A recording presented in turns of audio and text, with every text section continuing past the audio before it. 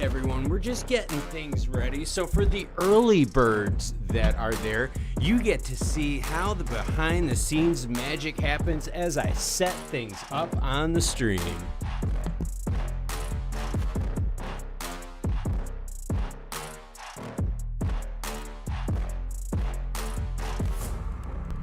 And for someone listening and watching right now, if you could do me a favor, let me know how the feed in sound is right now. Let me know how the feed sound is.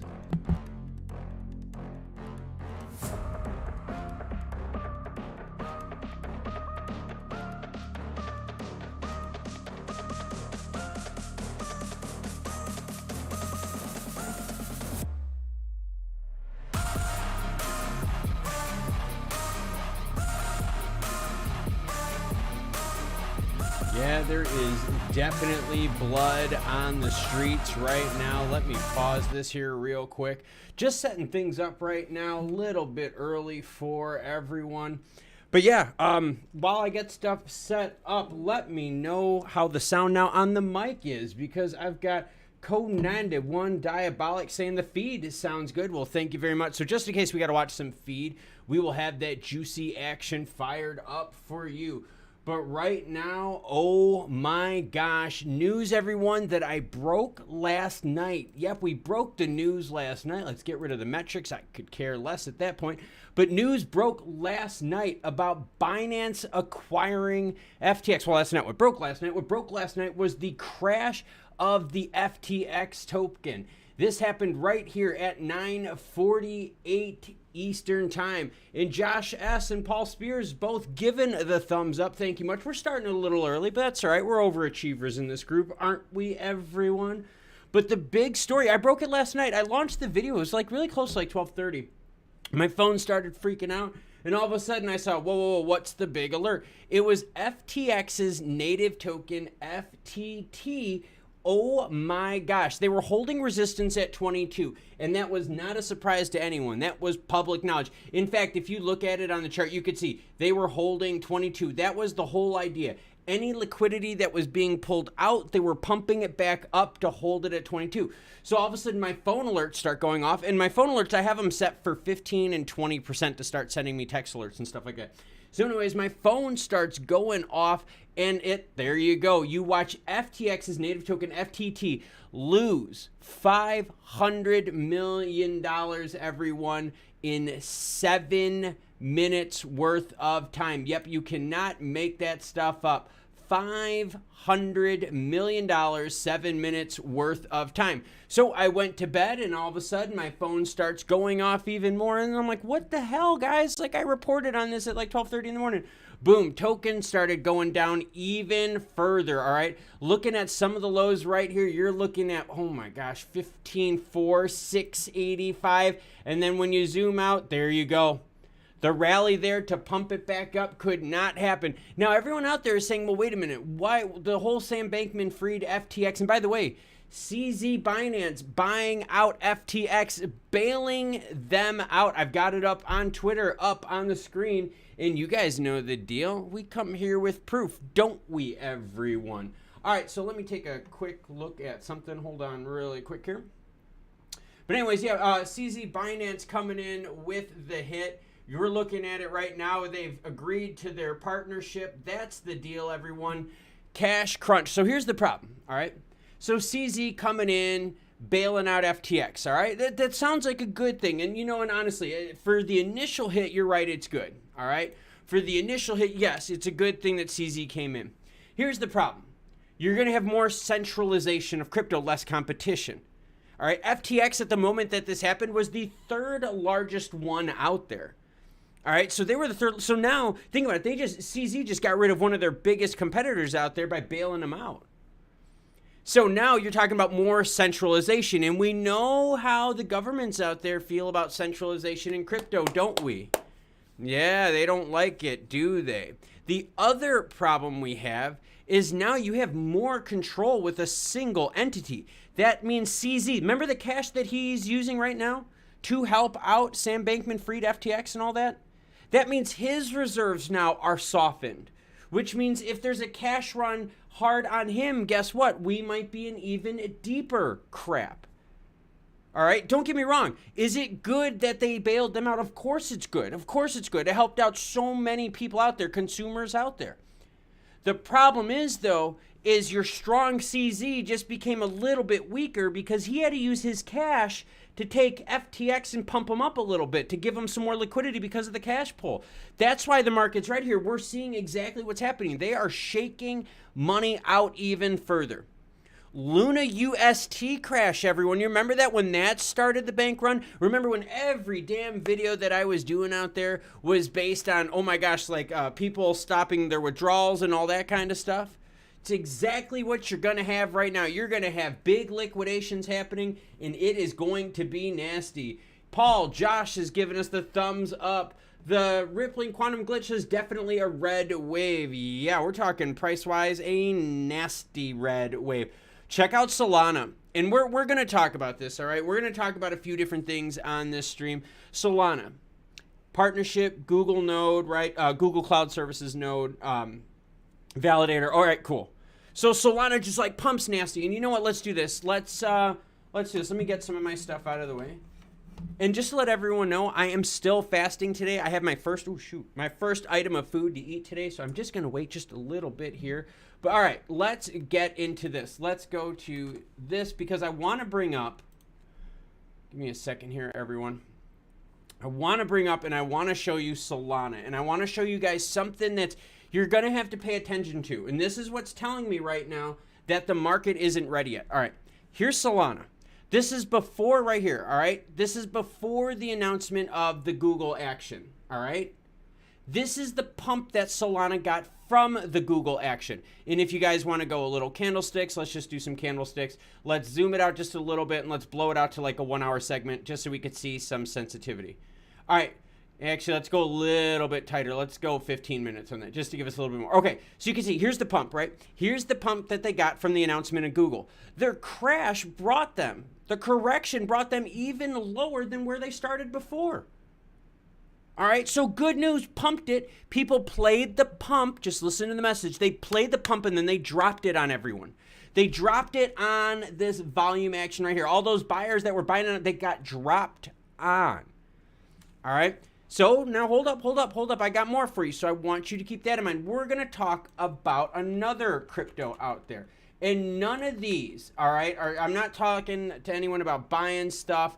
I'm just talking right now about price action and pumps and juice that's happening. All right, so we're going to go to the 7-day on something called Mooney, everyone. Does anyone know what Mooney is? Anyone out there?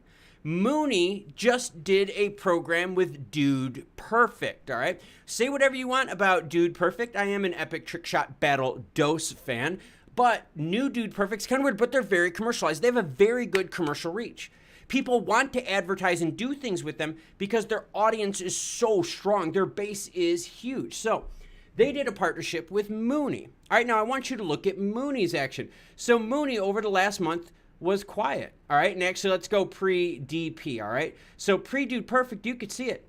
Mooney got the same thing, the pump did not last because look, there is the correction again. The pumps aren't lasting. It's just something that I think we have to really pay attention to out there because I think we're noticing this with a lot of cryptos. You're seeing a lot of pumps out there, but these pumps aren't sustained. They're dumping it on the buyers after. All right, I think the same could be said about XRP. Look at this, right? The same thing. Look at the pump and now look at the retracement. All right, let's zoom it out just to 3 months just so you can see the action here. Purple arrows represent significant macroeconomic events. Here you go. Here's the pump. Here's the pump before the data, before Jerome Powell and the Fed came out. See?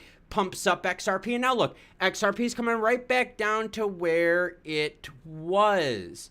Very interesting. That's what I'm saying. So this right now is telling me the market is not ready to move. People are playing short-term action right now, and they're taking advantage of using news cycles out there to make the action happen. Whiskey Tango Foxtrot 420. Nice. Well done to all my 420 friendly fans out there. Says I lost a lot overnight, but I'm holding and buying more during the dip. The thing is this, right? You have to look at what's going on here, right? Look at the pump of XRP, news. Brings it right back down to the action. Solana partners with Google. All of a sudden, what do we see? They get a big pump and then a total retracement. Mooney, same thing. They get the pump and then they get the retracement. That is what's going on. And a big hello to Twitch Radio out there channel member. Open up. I'm just consolidating in my top 4 coins, trying to do my best to mitigate losses. The name of the game, everyone, right now is cash. How much cash do you got? And not how much cash do you have, but how much cash do you have on a continual basis so that you can keep playing action. See, that's the whole idea. So it's not just how much cash do you have in reserves to weather the storm, but how much cash flow is coming in. The biggest problem with the majorities of these cryptos, and I'm going to ask Twitch Radio this question, and Twitch, I'm going to put you on the spot, man, so hopefully you are listening. One of the biggest problems with crypto is there is no income. There is no incoming income for a lot of these crypto projects. Nothing worthwhile to pay the bills. So now not only is it the cash crunch, but it's what's your cash flow. Yeah, see, crypto has still got to run like a business. You still need money in when money's going out. And what's happening right now is you're seeing exactly this. A lot of these cryptos on the screen do not make enough money to support what their expenses are. Project-based ones like that. That is the God's honest truth. They do not make enough money. There is a reason why they put more and more coins, why they dump coins. They dump coins because that is how they pay for stuff. So now you have to start looking at it going, oh my gosh, everyone. There's a reason why Bitcoin sits at the top. The reason Bitcoin sits at the top is because there's so much action that's going to be behind it. Now, will it always stay there? I don't know. But when you see the likes of the Sam Bankman-Frieds and all that, Bitcoin being one of like the most decentralized ones out there, I don't know. You just got to start thinking about it. Final Ken says, dating a stripper, and I put all our money into my portfolios, and I pay all our bills with Coinbase card to gain 4% XLM. We are in good standing to endure downtrends. Final Ken's, smart move. And Final Ken's, let me ask you this. During dark times, right, don't the ladies still keep making money?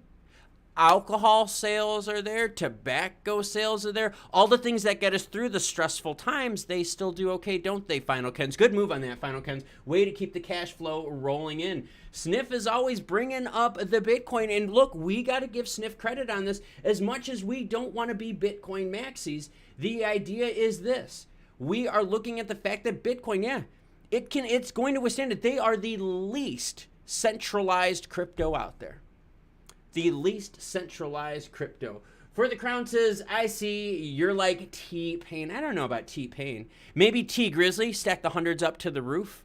That's pretty good, isn't it? See, I totally got you guys. Some of the other things that we are following right now, we're going to hang out with people on Twitter. So if you guys want to, me to send tweets to people live, dude, I say we do it. I say we tweet people and we bug them. The other thing I got fired up to is election coverage. Frankly, governments are screwed. I mean, I'm just being honest with you. Both sides have so many problems. The problems isn't necessarily both sides. The problem is the mechanisms that make both sides work, right? All the lobbyists, that's the problem. So probably not going to talk much about politics. I could really care less about that. I care more about what's going on with the FTX action right now. I care about what's going on with CPI data this Thursday. Holy crap, you guys.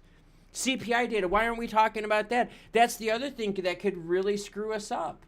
Let's see. Let's go to U.S. inflation data. It's going to pop up with trending-nomics. Here we go. Boom. Action. So CPI data comes out Thursday too, everyone. 8.2 was the last month's. If you get the next report in the 8s, the market is just going to freak out. Plain and simple. If you get a report in the 7s, okay. Maybe the Fed's Jerome Powell, maybe Daddy could take his foot off our neck. Please, Daddy, stop. Stop it. I don't know. That's just the deal right now. So we got to think about CPI data coming out. Sniff says Capadonna is my spirit rapper. Very, very nicely. For the Crown says only buying more XRP, XLM, and HBAR in this dip. Well done. Adobo 69. Well done with the number there. I'm 69 as well as 420 friendly on this channel. So if I had a license plate out there, the license plate would be the letters NE, the number 1, then the numbers 420, NE1 420. See, there you go. All right, so anyways, Final Ken says, heck yeah, bro. She will always have cash. And Final Ken's, that's something. I'm so glad you brought that up. All right. And so there's something here that we have to talk about. Cash will always be king, ladies and gents. Ask Final Ken's. Cash will always be king. When stuff hits the fan, what are we having right now? Hold up. I'll use my good ear. We're having a cash crunch. Remember with Luna UST and everyone started pulling their money out? Celsius got locked up, Voyager, 3AC, Babel. I could go on and on. I covered them all. Remember when all that happened? That's because they were pulling cash out. Pulling cash out. That's the phrase. Pulling cash crunch, everyone. So Final Ken's knows what's up because he's got cash always coming in. Oh, very well done. Seriously, we got to give him a total thumbs up. JWordy1 says 420 a day. That's right.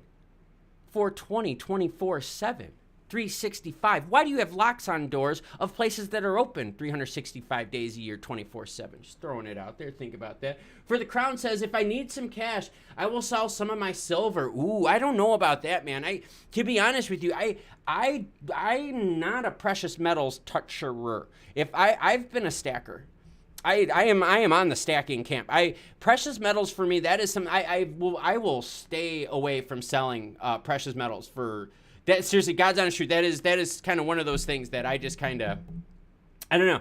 I definitely stay away from selling my precious metal. But hey, whatever works for you is totally cool. No shame in anyone's name because we all have our reasons. Maybe you got your silver cheaper than me. So maybe you are smarter than me and you're like, dude, seriously, I'm able to do it because I'm way up average. So maybe it's good for you, man. Jay Wordy says, thank you for the shout out, dude. No problem. I got your back. Twitch Radio says, and yes, cash is always king, but what trumps just having cash is the knowledge to know when to use the cash to buy certain assets. Juicy. GDR Evo. Are you like an Evo 10 guy? Or do we have an Evo 10 or are you an Evo 8 guy? Let me know. Evo 10's got a fat ass. Homegirl's got a fat ass. I love my Evo 10s. GDER Evo says, cash will be king until the utility coins take over. Make sure you aren't holding the wrong bag. And Bo Rabbit always chiming in. Way to go, Bo. What's up, buddy? No, I get you. But the whole thing is you're always going to need cash. Okay, think about this, right? Let's just talk crypto. All right, let's put the heat map up. Let's crank up our depression. All right, it's time to run the ladders because it's going to be depression time. But think about this. I want you to think of how do you get into crypto? All right, you go on your phone. All right, check it out. You go on your phone. And you go on there and you take money from your bank and you put it onto wherever, right? You put it on your Uphold, you put it on an exchange, you put it on a Webull, whatever you want to do. But that money comes from a bank. That bank gets that money from you in a version of cash, whether it's digital, you know, like your electronic transfers, or you coming in, depositing a check, cash, whatever, okay? But it comes in through a cash basis, all right? You need cash to get into crypto. It's not like you need crypto to get into cash. And that's the big problem. It's the chicken or the egg thing. The issue, though, is with crypto and cash is cash did come first. So it's not a chicken and the egg thing. And that's the problem. Cash will always be king because you have to take your cash into crypto. Cash into crypto. Cash into crypto. Cash crunch. Banks have a cash run, a money run. You don't hear of a crypto run. No one gives, because there's not a shortage of crypto, is there? No, because everyone minted like a fucking, oh, Jesus, I'm sorry about that, everyone. Everyone minted like 100 billion damn tokens. So there's not a crypto crunch ever because there's always crypto available because it's cheap as hell. There's a cash crunch, isn't there, everyone? Oh, juicy baby. Ooh, Animal said Skyline, baby. But what Skyline? What Skyline? I mean, because if you say GTR, we're going to just, like, ban you. Are you saying R35? Just throwing it out there. DJ Jarvis says CBDCs will be king. You know what? CBDCs are going to be a great way to keep the governments in check. Oh, yes, they will. Let's get to a couple prices here, and then we are going to start talking some action. All right, so Bitcoin right now sitting. Holy crap, everyone. 18,142. We might watch Bitcoin blow up today. We might watch, because remember, liquidations, remember, people use Bitcoin as holdings. Yeah, they use it as loan collateral. Businesses use it on your books. Oh, Michael Saylor, how does it feel to be taking it in the rear right now? Michael Saylor and the likes that put Bitcoin on their books are getting roasted. Jay Wordy says R35 tech here. Okay, I'm a 4G63 guy, all right? I'm a 2G, you know, Eclipse person, just throwing it out there. So just throwing it out there. I love my fans. I love my cars. Twitch Radio wants us to do nefarious activities. He says, hey, let's go on the dark web and do some dirty stuff. I'm like, Twitch, I can't. We're streaming, buddy. But looking at prices right now, the things that are scaring me, Ethereum, 1307. Dude, 18% down. 18% in the last 24 hours. Jesus. XRP, you think 18% is bad? Doge down 28%. XRP down 20%. I haven't looked at XLM under 10 cents, everyone. Where are my Stellar fans right now? Oh shit, I can't say anything until I put my Stellar hat on. Where are my Stellar fans out? XLM right now at 9.7 cents. Jesus, everyone. Adobo69 says ETH will not survive the year. If ETH doesn't survive the year, then remember the ETH ecosystem won't survive the year, and we are all in a deep, deep world of hurt. Whiskey Tango Foxtrot's liking the content, and if you're liking the content, make sure make sure you hit the subscribe button, make sure you hit the like button, share this with people too. One of the hardest things that I have had to do here lately is this. Oh, someone just put GT3RS. Do not even flex. Don't even flex. I'll tell a Porsche story after this, all right? I'll tell a Porsche story. But honestly, right now, everyone, let me know. What are you thinking price-wise? How worried are you on this cash crunch? Adam says, the new 911 GT3 RS is where it's at. I've got a story for you. I've got a very naughty, nefarious story for you. How about that, everyone? Branch chain amino acids. I'm still fasting, everyone, so let's not get excited here. All right, I'll give you guys a really quick story, all right? All right, here we go. So, Slant Nose 930. Oh my God. Upgraded turboed intercooler. Air-cooled, by the way, for those of you that don't know. Got that bad boy up over 170 miles per hour. We are outside of the statute of limitations. Yep, I roasted that thing up and down on 355 in Illinois in the western suburbs. Yes, I did. And the scariest part about what I did was when I got off the off-ramp.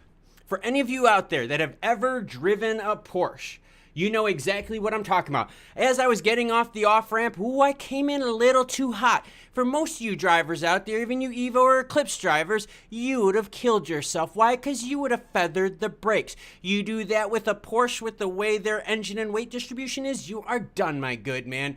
I hit that curve way too effing fast. What did Daddy do? Kept my foot in the gas, rode it out, shit my pants, got home, got to the first traffic light, hands were shaking like this.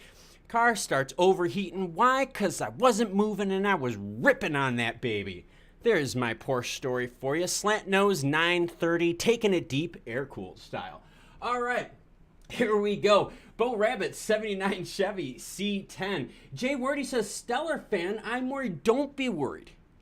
Do not be worried, because I want you to think about this. If your project is a legitimate one, someone with cash will help you out, won't they? Oh, MoneyGram has a very strong vested interest to see Stellar keep going, don't they? So does USDC. Yes, they do. So your friends will come and help you out if your technology is pertinent to their growth. MoneyGram right now is the only one out there that has cash to crypto, crypto to cash in so many locations around the world and able to expand faster than any other company out there. MoneyGram will not let them fail. All right, so let's go back to it. I saw someone talking about a little 4G63 action. You gotta watch it here, okay? You gotta hold on. Let me. Oh, we got Twitch Radio says with the 5.7 Hemi. I had a 5.7 Hemi. I love my truck. It was really, really nice. Someone, if you like your Evos, if you like, okay, respect to the 4G63, the turbo kit I built for my Datsun 620 was based on the 4G63 setup with a used Eclipse turbo. We're talking about T3, T4 hybrids, everyone. I'm an old school street racer. Twitch Radio says liquor doesn't count as a fast, Klaus. Not liquor. This is legit branch chain amino acids. I'm honestly fasting. I fast right now, like, I'm doing it this whole week because I'm doing it for training. This is my first thing that I will be eating. It's right now 2:30, I have to go another half hour and then I can break my fast. And so I'm training while fasted all week so I can simulate stressing my body to the extreme max when I go hiking. So that like if something were to ever severely happen, I'm used to the pain, I'm used to the stress, I'm used to the training. And oh, there we go as I'm rumbling my mouth. What happens? Bitcoin, everyone, breaking right now under 18,000. Ethereum under 1,300. We are seeing some nasty, nasty action. Let's get back on over. Let's get up. So let's get some of these cleaned up here. Let's look at FTX action right now. We are looking at 550 ladies and germs. Not looking good for the likes of Sam Bankman. No, Sam Bankman-Fried's fine because he sold out. And Ben, what is up, everyone? Ben is joining us from across the pond. And Ben, I'm glad you're here because I wanted to bring up something for everyone who's watching this. All right. So I did a story about like the XRP and the SEC stuff, right? And I told people, it's like, hey, look, LBRY, you know, they lost the case. The SEC is just more ammunition for them. And I told a bunch of people out there, I said, the SEC is basically what they're doing is they're saying, hey, if you're not an accredited investor, we're not going to let you get into this program after we deem it okay, all right? And that's what we've seen. The SEC goes after people. They take away their status, okay, kind of like BlockFi. And then what happens is then they say, hey, if you want to relist this, you can relist it, but only available to accredited investors. All right. So I did the story about that. I got a lot of heat about it. One of the weirdest things that I got heat about was a bunch of people out there saying, dude, this doesn't matter to us. XRP does not need the US. And you're right. You're totally right. But you got to remember, half of my viewership about is in the United States. The other half is split between Europe, Canada, some Africa, and some Asia. So when it comes to viewers and stories, I try to do my best to cover stories from all over the world. And Ben, you know, I've sent Ben stories before. I've done stories just recently on all the UK stuff. Banco Santander, everyone, huh? My UK fans out there.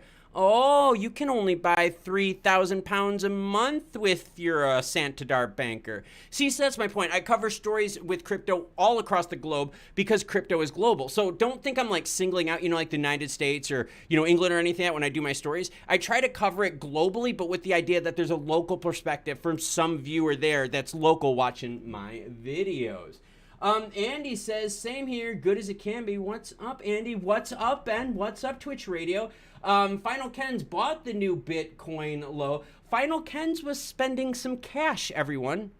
Cash. He got the cash from somewhere very smart. Smart because it's going to be out of the hands of the system. Solana. All right, guys, this is something that I want to bring up. This scares me more than anything out there. All right? This really scares me more than anything. Here's Solana. All right, and I'm going to bring up Solana. It's not for the fact, and if you guys see me screw around on my phone, I'm buying stuff. So just be nice, okay? I'm streaming. I can purchase stuff and keep an eye on my own personal stuff too, you dorks. Give me a second. Give me like 2 seconds here. I just want to check something really fast. Hold on. Hold on.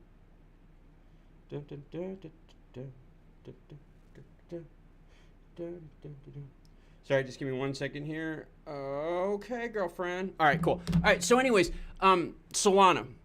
Look at Solana right here. All right, Solana right here. All right, let's just do this. All right, look at Solana right here. See this right here? See this little jab, this action right here that I'm drawing on? That was Solana before the announcement with Google.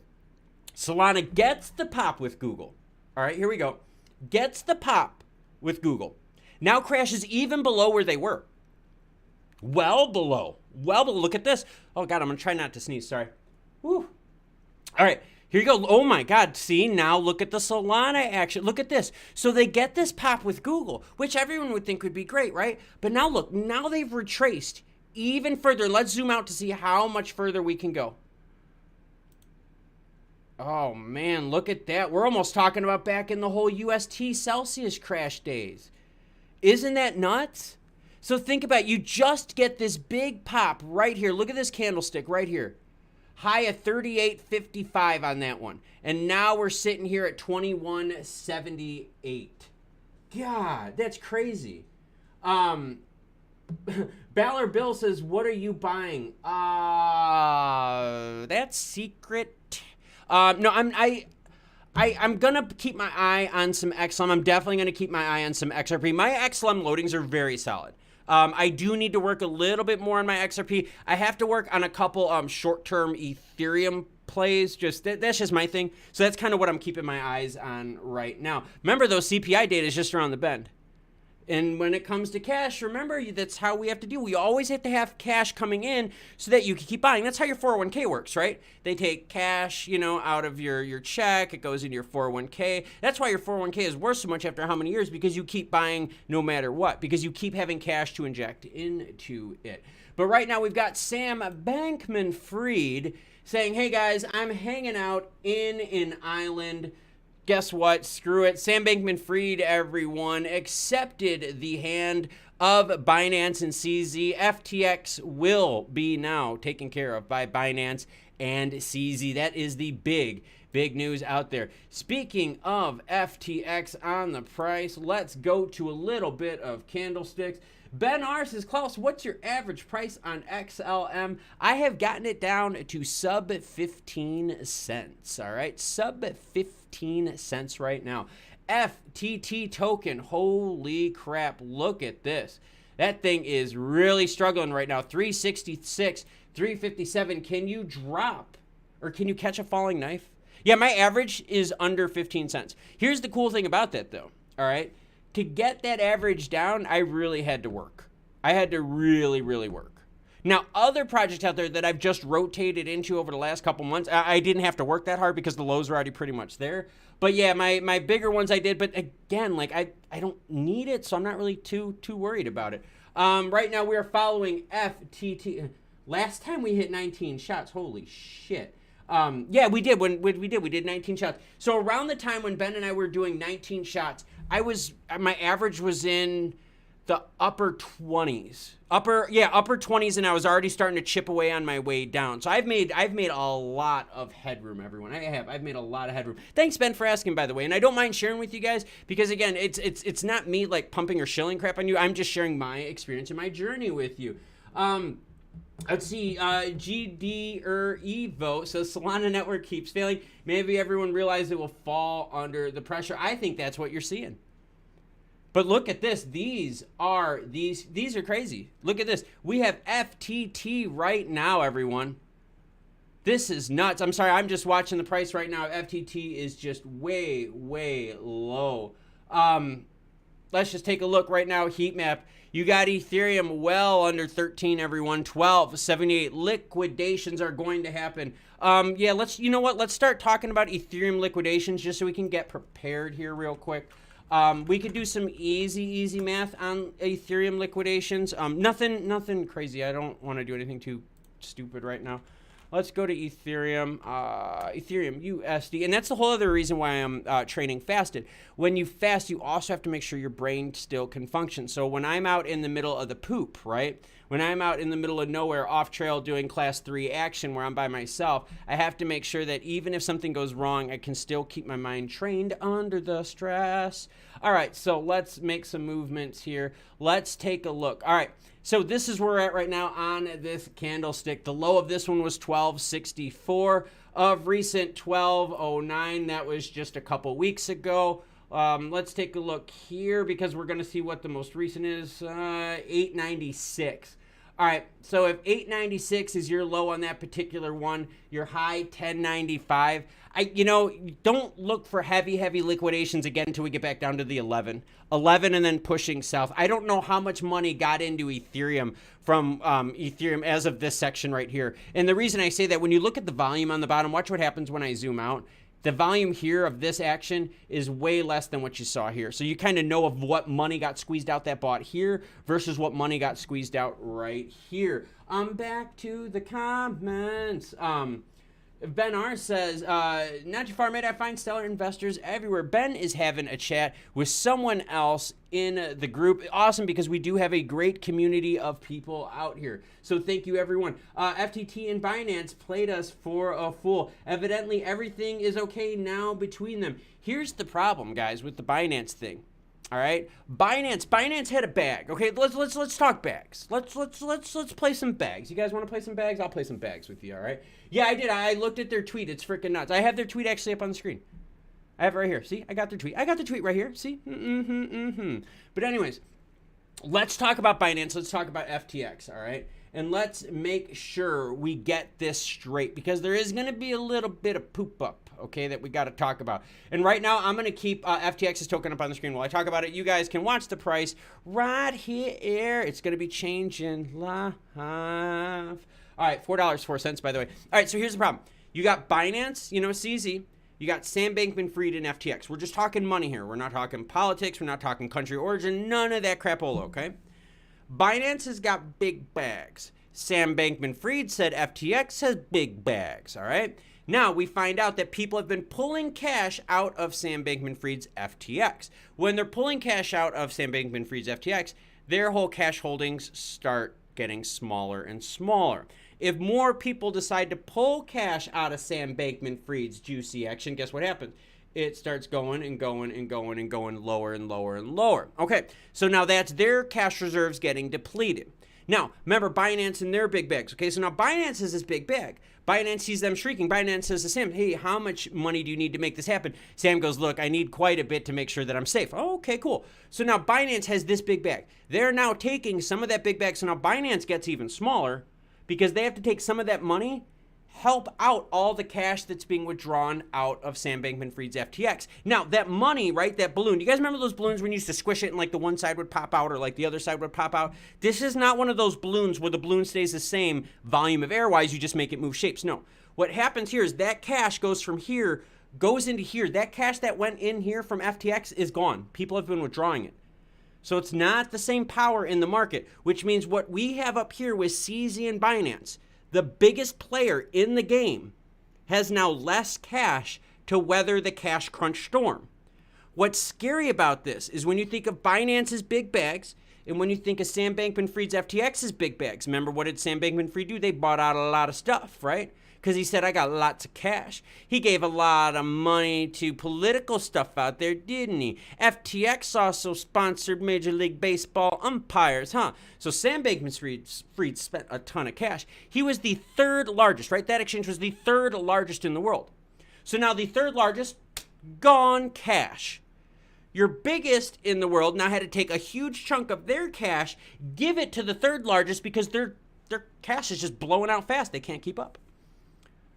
So, just throwing it out there, everyone. It is good that CZ did bail him out, but you are going to have some massive, massive problems here. Because now your biggest kid on the block, if there's a cash crunch on Binance, yeah, I'll catch you guys all somewhere else. I mean, holy crap, things would get bad. All right, let's get to the comments. Just what's going on. So Coda Core coming in says, howdy y'all, what's shaking, bacon? What's shaking is that right now we've got lots of crap going on in the crypto space. It's just a mess.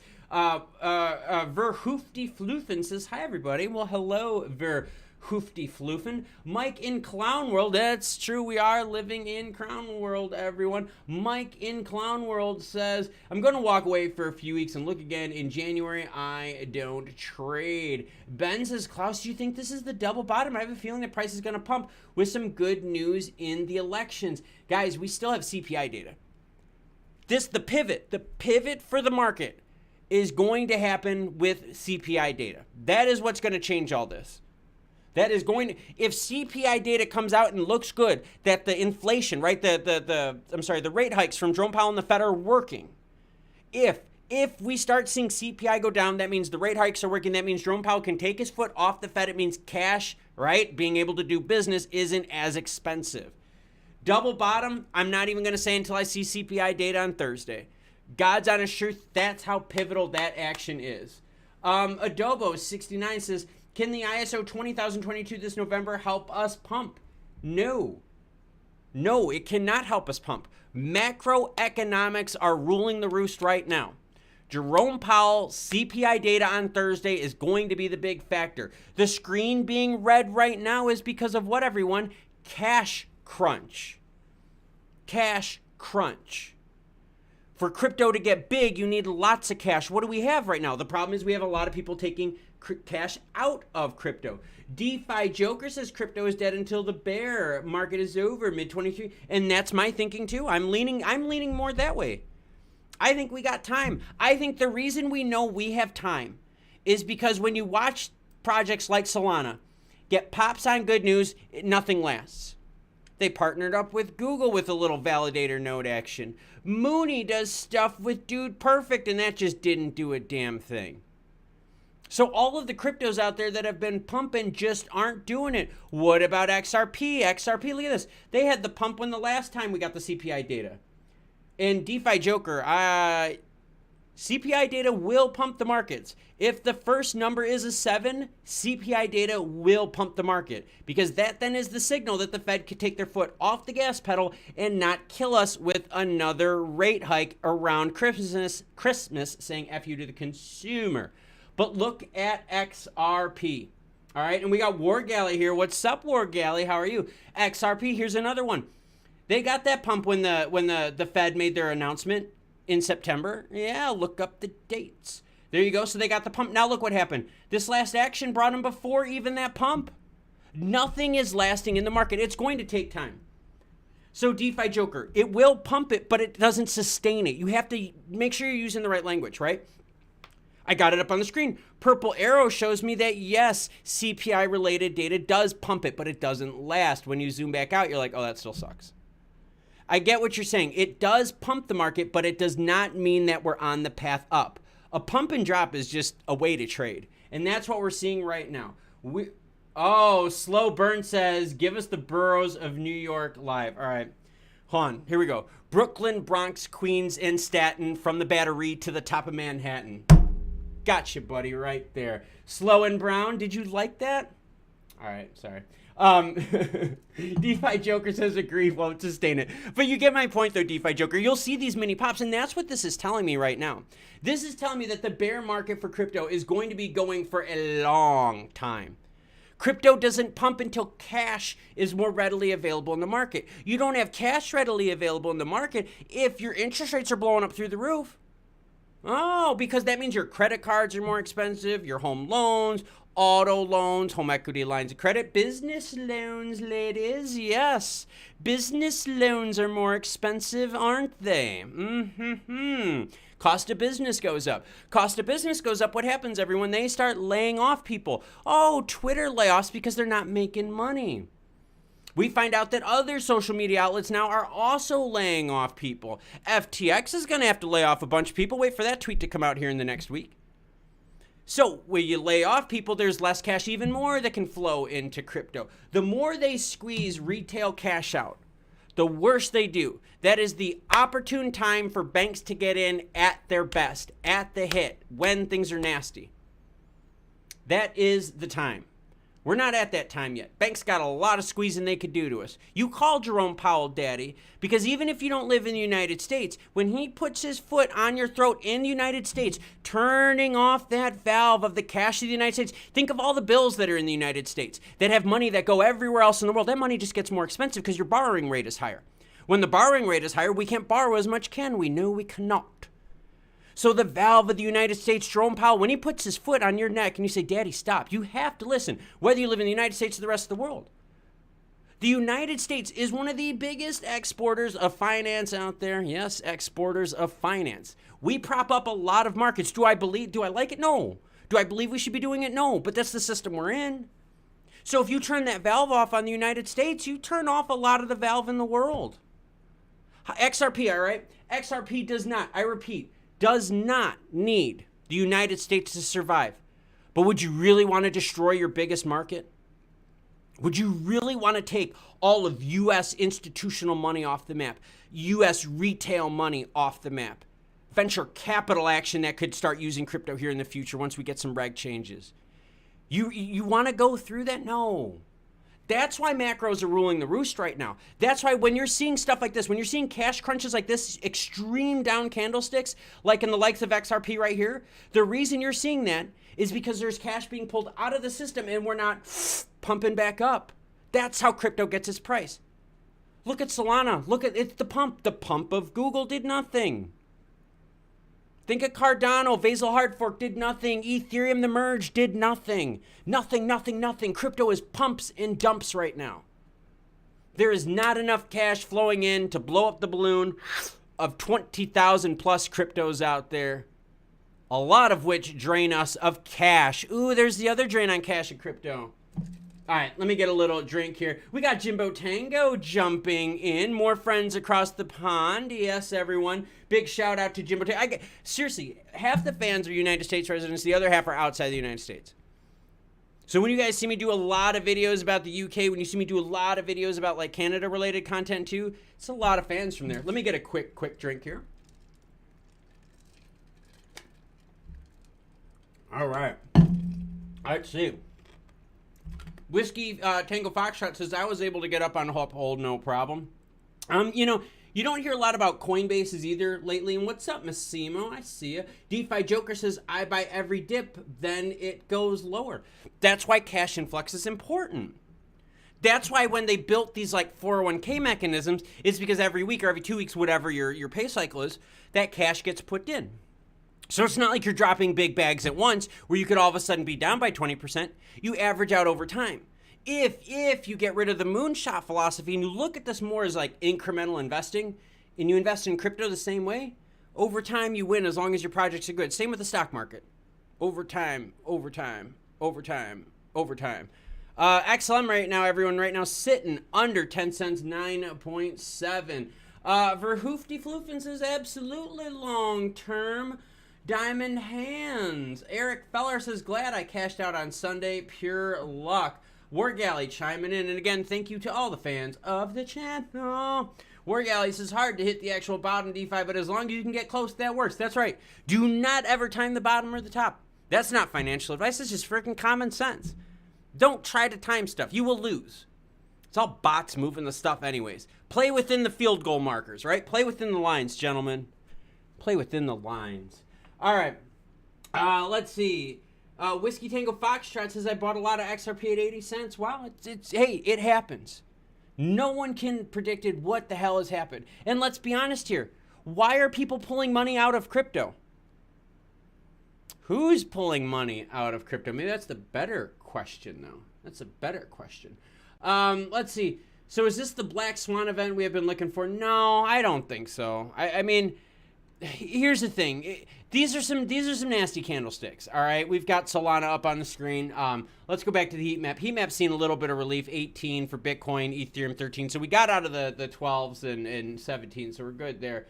But yeah, it's all about right now just being able to get through this. Do you have cash coming in to keep up with action, to keep up with life? Think about this. Everyone who's watching right now, let's talk. You guys want to hang out? Let's hang out. All right. Everyone right now who's watching this stream, inflation is hitting you. I don't care where you are in the world. Inflation is hitting you, and it sucks. Whether the inflation is killing you heavy on those gas prices, whether the inflation is really just ripping the crap out of you, food prices, you know, stuff like that. Maybe you want to buy a house now, and you're like, holy crap, houses are nuts. And the home loans are going up. Holy crap, right? So we're all fighting it. How do you fight inflation? How? 2 ways. You make more money or you save money. There's no other magic than that. You make more money or you save money. What do businesses do right off the bat? They save. Why? Because it's hard to make money when inflation is going up, when there's a recession. And don't give me that crap about changing the definitions. We've been in a recession. Don't give me that crap. People on Main Street, everyday streets, have been feeling it for a while. So you either make more money or you save money. Interesting theory, isn't it? How do you make more money? Well, you and I can make more money. We could pick up extra shifts. We could work a side hustle. We could do stuff like that, right? How do we save money? We go through our budgets. What can we save on? Can we save on gas? Can we carpool with a friend? Can we maybe go grocery shopping once a week instead of twice and save gas that way? When times are tough, can we maybe downgrade our Netflix package to the cheapest one? And then, hey, maybe when times get better, we open it back up. But these are the things that you have to consider. So now as the cost of gas, food, rent, and all that stuff goes up, you have to put more money in, which means you have to earn more. And you also have to find ways to save. Only 2 things you could do, ladies and gents. 2 things you could do to survive this. Cash in, cash out. Cash in, cash out. Cash in, cash out. If more and more cash keeps going out because things are more expensive, you better put more cash in, or else your cash is going to do what? It's going to shrink, just like Sam Bankman-Fried and FTX, cash crunch. What we're going through right now with inflation is what these big companies are going through. They're just going through it with just a few more zeros on the back end of their bank account. Baller Bill says, but when your savings are losing buying power each month, how is that helping? Well, let me ask you a question. The reason you always have cash is to be ready to buy. Always have something there to be ready to buy. Always have something there to save your ass for your house, right? Something to fall back on. I understand people wanting to leverage out and max out, and you're welcome to do what you want. Like, this is just like, I'm just telling you like my viewpoint, not what you have to do, just my personal beliefs. The idea is you still got to save. You got to have cash ready. Okay. Here you go, Baller Bill. Let's pretend, all right? You guys want to pretend? Let's pretend, all right, that you spent all your money on the dip that happened like a month and a half ago, like this one right here. Let's say you spent all that money, right? You went in, YOLO'd. Okay, so now when this dip happened here with XRP, did you have cash to play? You always got to have cash to play. Always, even if your cash is sitting there making nothing in the bank, guess what? You got access, ladies. Access. If you don't, let's say you put all your money into crypto, and all of a sudden a house opens up across where you're in your dream neighborhood, and you're like, I want that fucking house. And you and your wife, you guys have been looking at this, and you guys have been like, this is awesome. I want this home. And that house comes up, and you're like, yo, we need money. We need money for the down payment. We can make this happen. We could get out of renting. Well, if you had cash in the bank the whole time, yeah, okay, I get it. Your cash is losing its buying power, but you got cash now to buy the home. What if your, quote, cash that you were going to use for down payment was in crypto? And you were like, yo, that house just came up. They just dropped the price $50,000. We have to put the deposit. We got to go for it. If your money's in crypto, you're selling on the red candle. Or you're not getting that house, are you? So be very careful out there. This is not me telling you what to do. This is just me saying this is how I view life. You always got to have a bullet in that gun, man. Always got to have one. Don't fire all your bullets, gentlemen. No one pump and done either. Ladies don't like that kind of crap. All right, let's get to those comments. Winter means no more shed building for me in the spring. Oh, that's sad. Yeah, exactly. So for people that also have seasonal-based jobs, it's going to be an expensive winter, isn't it, for everyone that's outdoor-based? So find a side hustle. Best thing you can do, guys. You earn more or you save more during this. All right, so let's see. Baller Bill says, FYI, I'm promoting conversation, not disagreeing. Dude, no worries. You guys, everyone's welcome to disagree with me. I don't want an echo chamber of my own thoughts. If I wanted that, I would just listen to the voices in my head, right? What I want is communities of people that feel comfortable for saying that. Feel comfortable. All right, I want people to feel comfortable to not agree. Oh, okay, Eric Fellers. Well, thank you, Eric. Eric says Robinhood offers 3.75% on cash just sitting around. Well, what happens if Robinhood turns into Celsius? Oh, where even if you have cash, now you're locked out. Oh, okay. Now, wait a minute. You're like, well, hey, wait a minute, my cash is going to be protected. And you know what? You're absolutely right. But boy, you want to go through bankruptcy court to wait for that? That is at least a minimum of 6 months.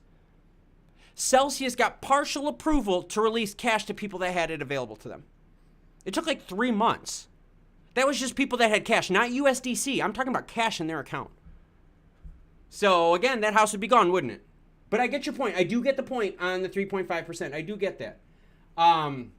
Baller Bill says, gonna buy a shovel. Snow is coming. Yeah, dude, make money any way you can. One of the biggest supporters of this channel, and he's just a really good person, all right? Paul's a really good person. He's done DoorDash on top of his job, and he loves it. No cash crunch for him. He's been buying more, and he's got better bags now because he's way average. His average is hot. Like, he is doing good. Him and I talked about it on the phone. We talked almost an hour, and he's like, dude, what are we going to do this? And then we were just, talking back and forth as friends. And he told me about DoorDash. I was like, dude, let me know how it goes. And he's been telling me about it the whole way. He's been telling me about his journey. Dude's making good money. Get that side hustle, ladies and gentlemen. Get that side hustle. Twitch Radio says, I don't know about those voices in your head. Be careful. The voices in my head, yes, compared to an echo chamber that some of us live in. Isn't that kind of crazy? Jimbo Tango says, CZ strategy. 1, put out hit piece on FTX. 2, cause a bank run.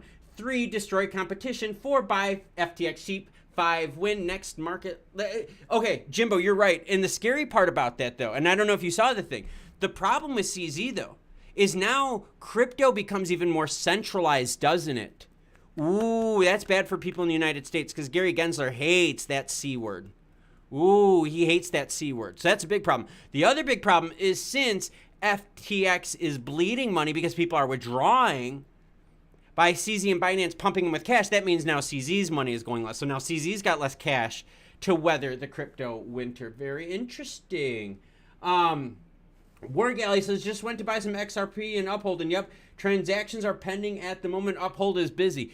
You guys, I wouldn't be surprised because of the amount of volume action and volatility that's going on right now. I mean, the likes of what we're seeing is just crazy. Final Ken says, DoorDash is really good. Seriously, I haven't had a Dash in a while because my girl makes crazy money, but if I need to, my account is ready to deliver. Dude, seriously, like that's like seriously like legit, guys. Like the DoorDash and all that, that's legit stuff. Seriously, legit stuff. I mean, like side hustle, what does it matter? What does it matter where your money comes from if you could take care of your family?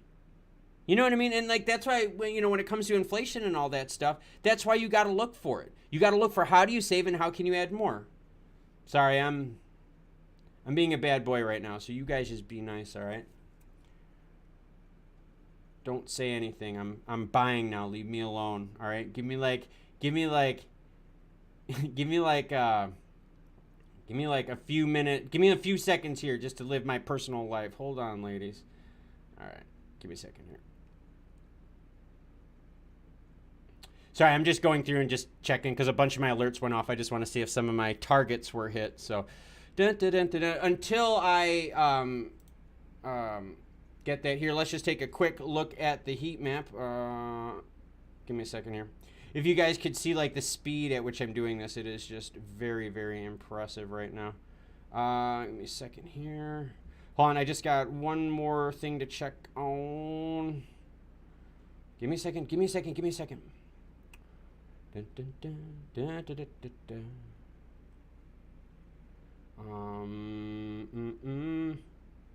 Give me a second. Hold on. I'm almost done.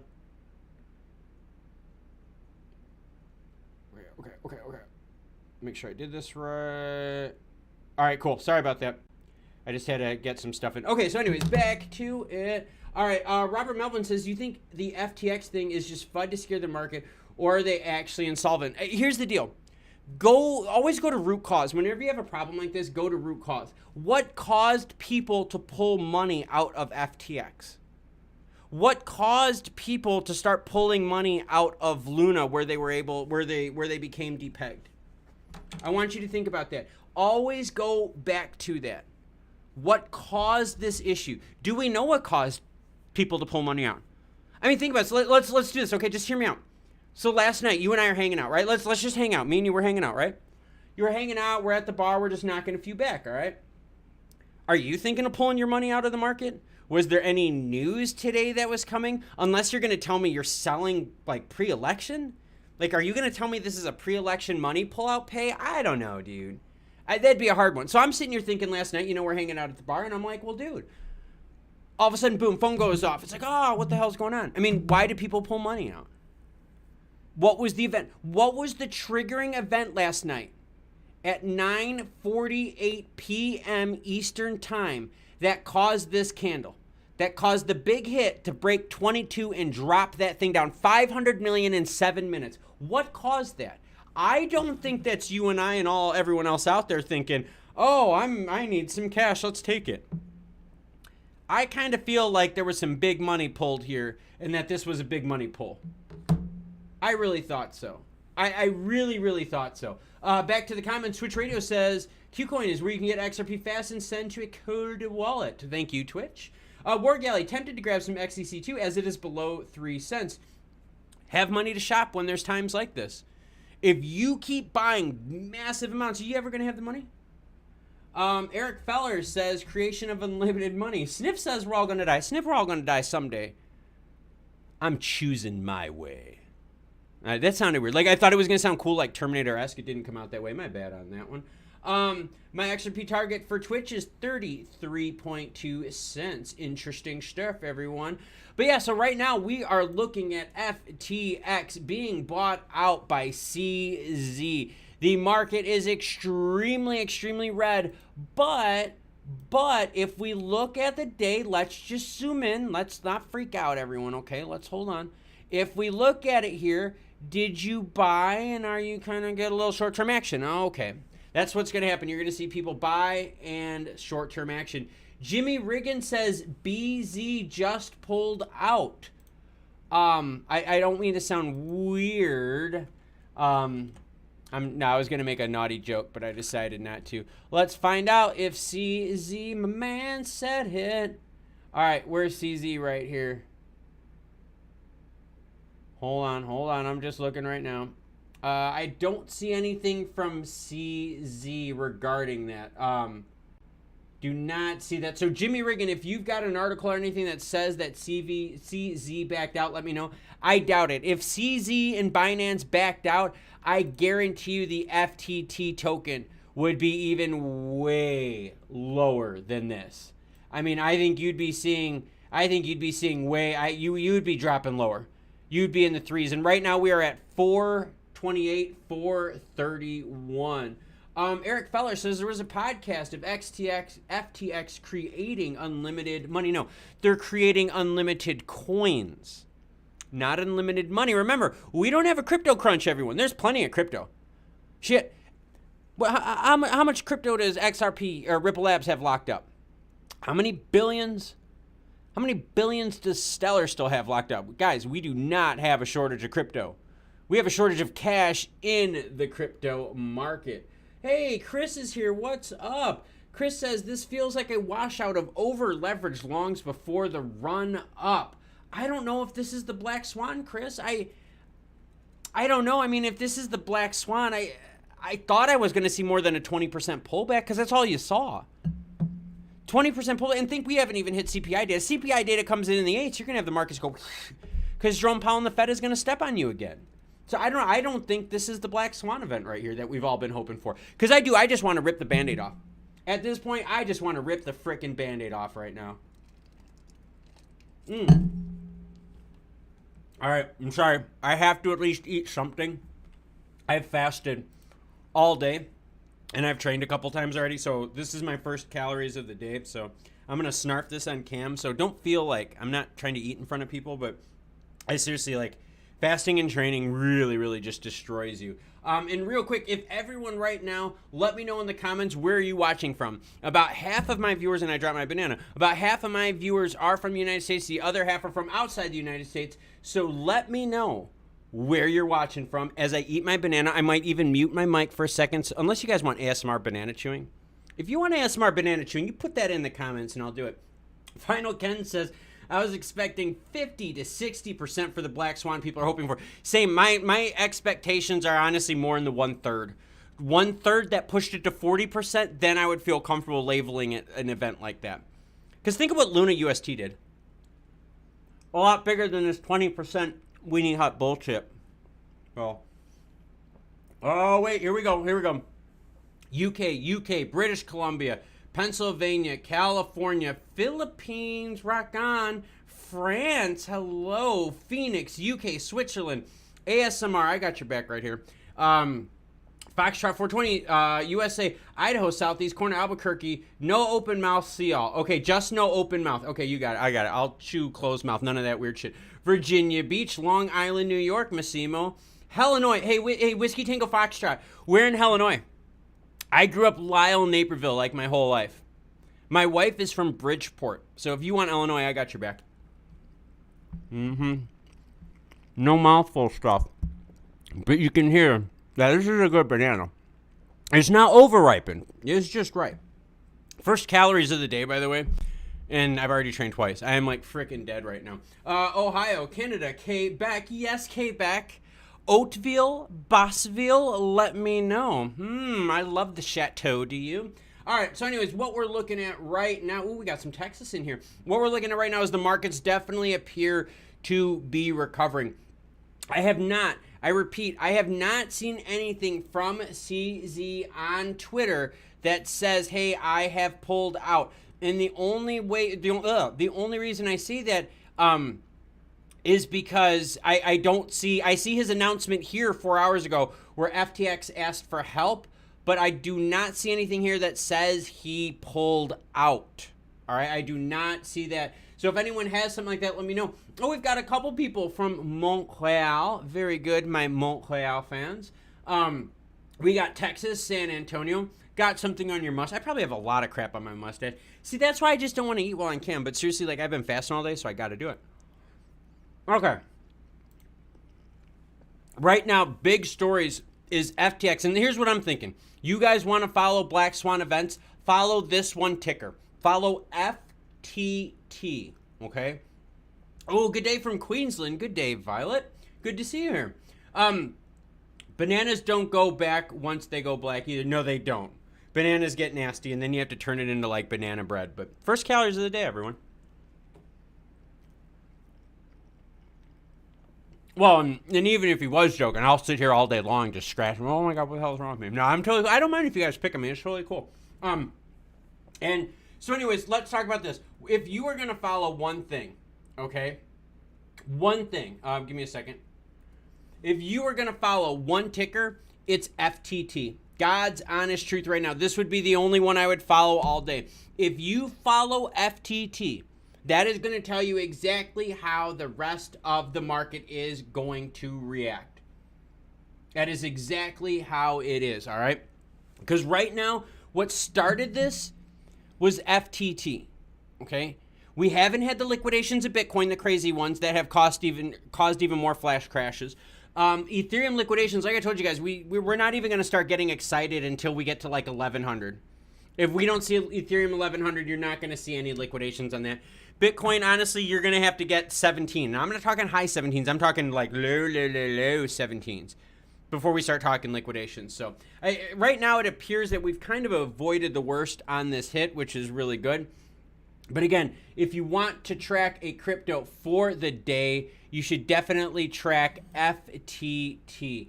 FTT, everyone, which is FTX's native token. And if we look at FTT, give me a second here. Oh, sorry, did not want to do that. My bad, guys. If we look at FTT, we can see right now it is trading at $4.70. And remember, if we go back to this started as they were trying to hold. It was public knowledge, everyone. They were trying to hold $22. And watch what happens as I zoom out. You could see it right here. They were trying to hold it. Trying to hold it right there, and they could not hold 22. The moment they could not hold 22, 7 minutes, $500 million gone. Gone. Eli Israel says, we'll have to meet up at Jazz Boulevard on Main Street, Greenville one of these days. I love Greenville, but it is expensive, though. Seriously, for what Greenville is, it is very expensive. There was a place, so my wife and I, we went down to Greenville. I live in upstate South Carolina. But my wife and I, we were in Greenville, and there was a place where they made these milkshakes, and it comes with like a little mason jar. Yo, these milkshakes were $16. And that's before you add oat milk for those of us that are lactose intolerant. Dude, I was like, I'm not paying $16 for a milkshake. You got to be freaking kidding me.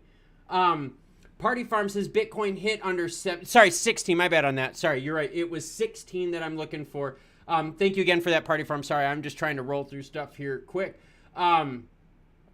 Hit the Klaus up button. Respect all. Well, thank you, DVR. Yeah, definitely hit the like button. Share this with people.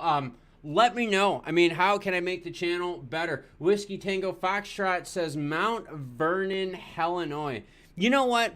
All right, guys, I'll tell Illinois story. You guys want Illinois? I told my Porsche story earlier. Nefarious activities, 170 miles an hour on 355. Air-cooled slant nose 930, ladies, a red one. A sexy, sexy red one. We would call it lipstick red back in the day. Well, anyways, talking about Illinois and all that, Here's the problem. Everyone in Illinois hated it because of the taxes. Well, when Illinois announced that they were going to be like a cannabis positive state, there was a bunch of people that like, yo, this is how things were going to turn around. Well, the problem is when they did go cannabis positive in Illinois, it became extremely expensive. The taxes that were imposed by the state forced a whole bunch of people to keep buying from their dealers. And the dispensaries, yeah, even if you had a medical card, it was still super expensive. And the quality wasn't that good either. So a lot of the relief that Illinois has been looking for, and if you don't live in Illinois, but if you live in Indiana or Wisconsin, and you know what I'm talking about because you hear about Illinois and all the people from Illinois that are moving to Wisconsin and Indiana, that's the story of Illinois for you. So there you go, buddy. I got your back right there. Let's see. I need to go try the pizza Bitcoin. See me, and also on Binance. You got Bitcoin right now sitting at 18,281.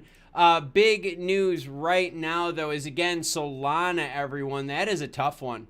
Solana is definitely a tough one right now. They get the pop on the Google News and then all of a sudden drop back down to under 2250 at one point. Right now sitting at 2363.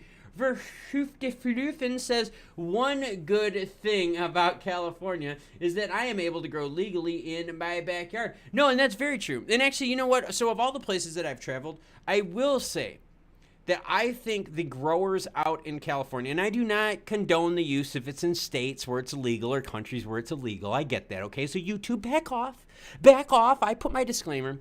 But for those of you that live in legal states and areas, I will say, like all the places I've visited, California, the growers there take very good care of their stuff. And I'm not talking about like Mexican red hair grows. You guys know what I'm talking about. I'm talking more about like they're like legit like the family growers and stuff. There's a lineage there. There's a lineage. Even like, don't get me wrong, Colorado's quality is like really, really good. Like really, really good. But it's not the same passion that they have as kind of like in the upstate, you know, Emerald Triangle. So sorry, I just wanted to throw that out there. Verhoefen50 said Canada, bro. British Columbia because we can grow it too. Oh my God, you guys suck. DeFi Joker says, I'll be in LA this weekend to load up on the 420. Okay, I'm glad you guys thought about that. Okay, let's talk about that, okay? Let's talk about cannabis. Let's talk about crypto. They both start with C, but it's also something like this. I want everyone out there, whether you're a fan of the stuff or not, okay? You don't have to be a fan of it. Just think of the money. The states, cities, and dispensaries that legalized it first made the money, didn't they? Don't you guys remember back in the day? It was like $200, $300 an ounce just for basic stuff when dispensaries first popped open. I'm not even talking about top shelf. I'm just talking about just like base indoor stuff, base indoor grow, okay? Think of the same thing with crypto. You're seeing that too, right? You're seeing this pop, right? And then it's kind of just shrinking back down, right? The big money came, right, with the boom, right? Maybe last year. Now it's kind of shriveling back down. The margins are shrinking. Margins in some of our favorite growing businesses out there are shrinking too. You see it all over the stock market. The prices are becoming less and less and less and less. Why? Because the margins aren't there. Things are more expensive, and the actual product itself, they're getting less money for, so their margins are shrinking. So, anyways, Verhoefdeflufen says, I grew Girl Scout cookies this year, and it's the bomb. Well, that's very good. Very, very good. Just throwing it out there. I'm a little bit of GG number 4. Before they called it GG, you know, when we actually could call it the real name, before Gorilla Glue said, hey, you can't use our name. I'm a big fan of Granddaddy Perp, by the way, just throwing it out there. Sorry, I'll pivot. My bad. But anyways, back onto it right now. It appears that we are looking a little bit softer on the heat map. Ethereum 1311, Bitcoin 18278. Give a quick refresh so I can see if any new articles popped up over on the bottom. FTX's FTT token right now sitting at 454, everyone. Down 79% in the last 4 days. 79%. God, I got a lot of weed smokers in this group. Jesus Christ, you guys, come on now. No, I'm just giving you guys crap. It's cool. DeFi Joker says a little Techno 420 and Ledger will get you to 2024, so be patient. Yeah, no shit, right?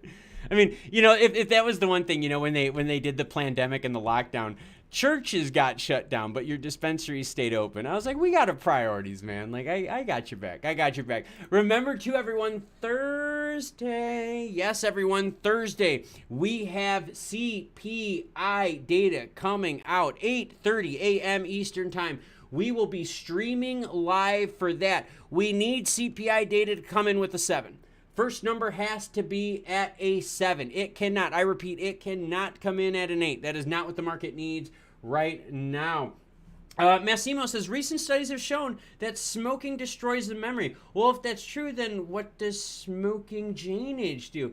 I'll tell you this. There's a lot of people out. I think a lot of the story's bias. I do. I think a lot of it's bias. But anyways, Bruce Banner number 3 every day. Well done. How about that? Why don't you just share your favorite strain? Screw it. Just do it. Share your favorite strain. We're open for everyone. I don't discriminate. Eric Fellers says, what happens when crypto hits a certain level? Do people just have it where it automatically sells? Yeah, there is. There's a lot of preset sales, but a lot of it's bots. There's a lot of bot trading activity that you have to watch. And that's why, like, when you look at the prices of all these cryptos, it looks very, very similar. Like, they move similar. They move in tandem because it's a lot of bot action. Here's the look of XRP. You can see during that move right there. Look at the dip, guys. Ooh, ooh, ooh, ooh, ooh. That is a rough dip, man.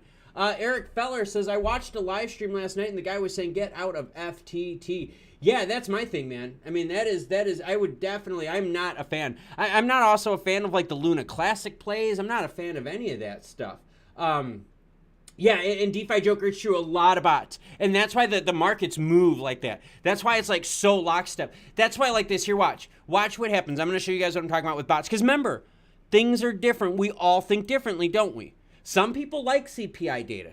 Some people think it's full of crap. Some people think that, you know, news moves on this or this or this. But look at what happens, though, when you start adding some of your cryptos in there, right? When we start adding this in, and I put this in here for a specific reason, because every pop seems to come down, everyone, doesn't it? Doge is one of them. But look, even compare the two, right? Just compare a little. Ooh, sorry. Why didn't that scroll over? Give me a second. Compare the two. Let me get a little XLM action in there. Right? I mean, even with this, the court case is different, but they still have the same moves, the same inflection points. It is. It's so much bot movement right now. Right back to 39 cents. XRP. XLM is good, looking good at this level as well. I did hit my targets, just to let everyone know, just to let you know. Cody Core says, FYI, I am for the Janage in all forms, but the reason, in my opinion, is pont calms people down. Yeah, it does a lot of things for a lot of different people. Enjoying some blueberry right now. Howard says this is a good add-on. Algo, not financial advice. No, we don't have to worry about financial advice on this channel because we are hanging out right now, and I am taking a look at everything. And all except for one of my orders seems to have gone through. Give me a second here. Hold on. Oh, I'm good. Yeah, buddy. Sorry. All right, cool. I'm good. Sorry about that. I'm good.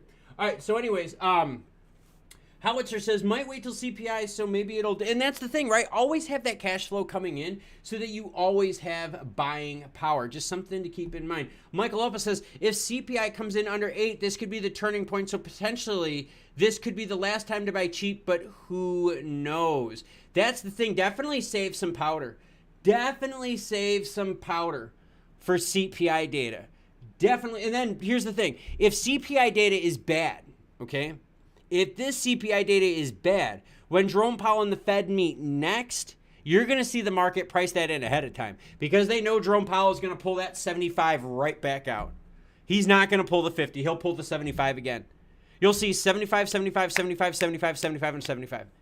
The most oppressive assault on the working class out there. Baller Bill says, gotta bounce, guys. Have a great afternoon. Thank you, Baller Bill, for hanging out. And remember, welcome to share ideas if they spur thought. Love the idea. Thank you for joining. For Hoofty Floofin says, almost impossible to time the bottom unless it's the bottom of the bag, because then we know exactly how to time it because we make that bottom work, don't we, ladies and gents? When the bag's full at the beginning, what do? It falls on the carpet, and we're like, oh, who cares? But at the end, if the littlest bit falls on the carpet, you're getting the Hoover out there, sucking it up, putting it in the old grinder, and calling it a day. See, guys, I'm helping you out. All right, so Twitch Radio says, and don't forget a little Lebanese Reddit. Jeez, well, okay, let's do that. Okay, I gotcha. Andy chimes in and says, Klaus, do you know if Danelle Dixon or Brad Garlinghouse will be attending the World Economic Forum in January? You know, I haven't heard about the list of people who's going yet.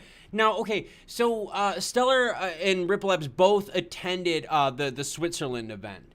I think I heard about who the attendees were about a month out. If I remember correctly, I think it was a month out I started hearing some names of it. GDER Evo said, Jerome not say he was keeping the 75 basis points till CPI comes in below 2. Okay, thank you, Evo, for asking. I'll summarize what Jerome Powell said regarding CPI data. Here's what he said. He said the target rate that the Fed is looking for right now is 2.0. That means these numbers here have to get to 2.0. We're very far away. Here, I'll zoom out. We'll go 5 years.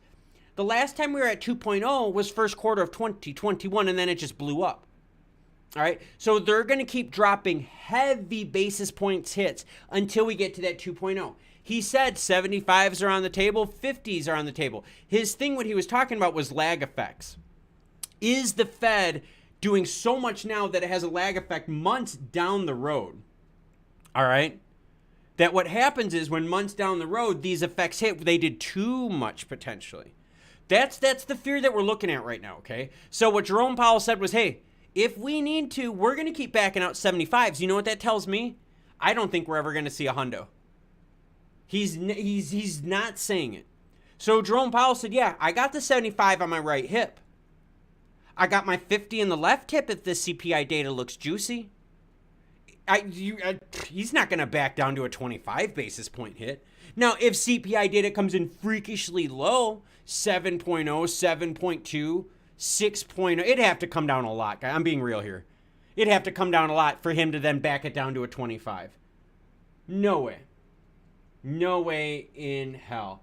Eli Israel said, just wanted to drop in and give a like. Enjoy your day. Shalom. Well, thank you very much. Thank you very much for joining. And honestly, you love it, you guys. Love it.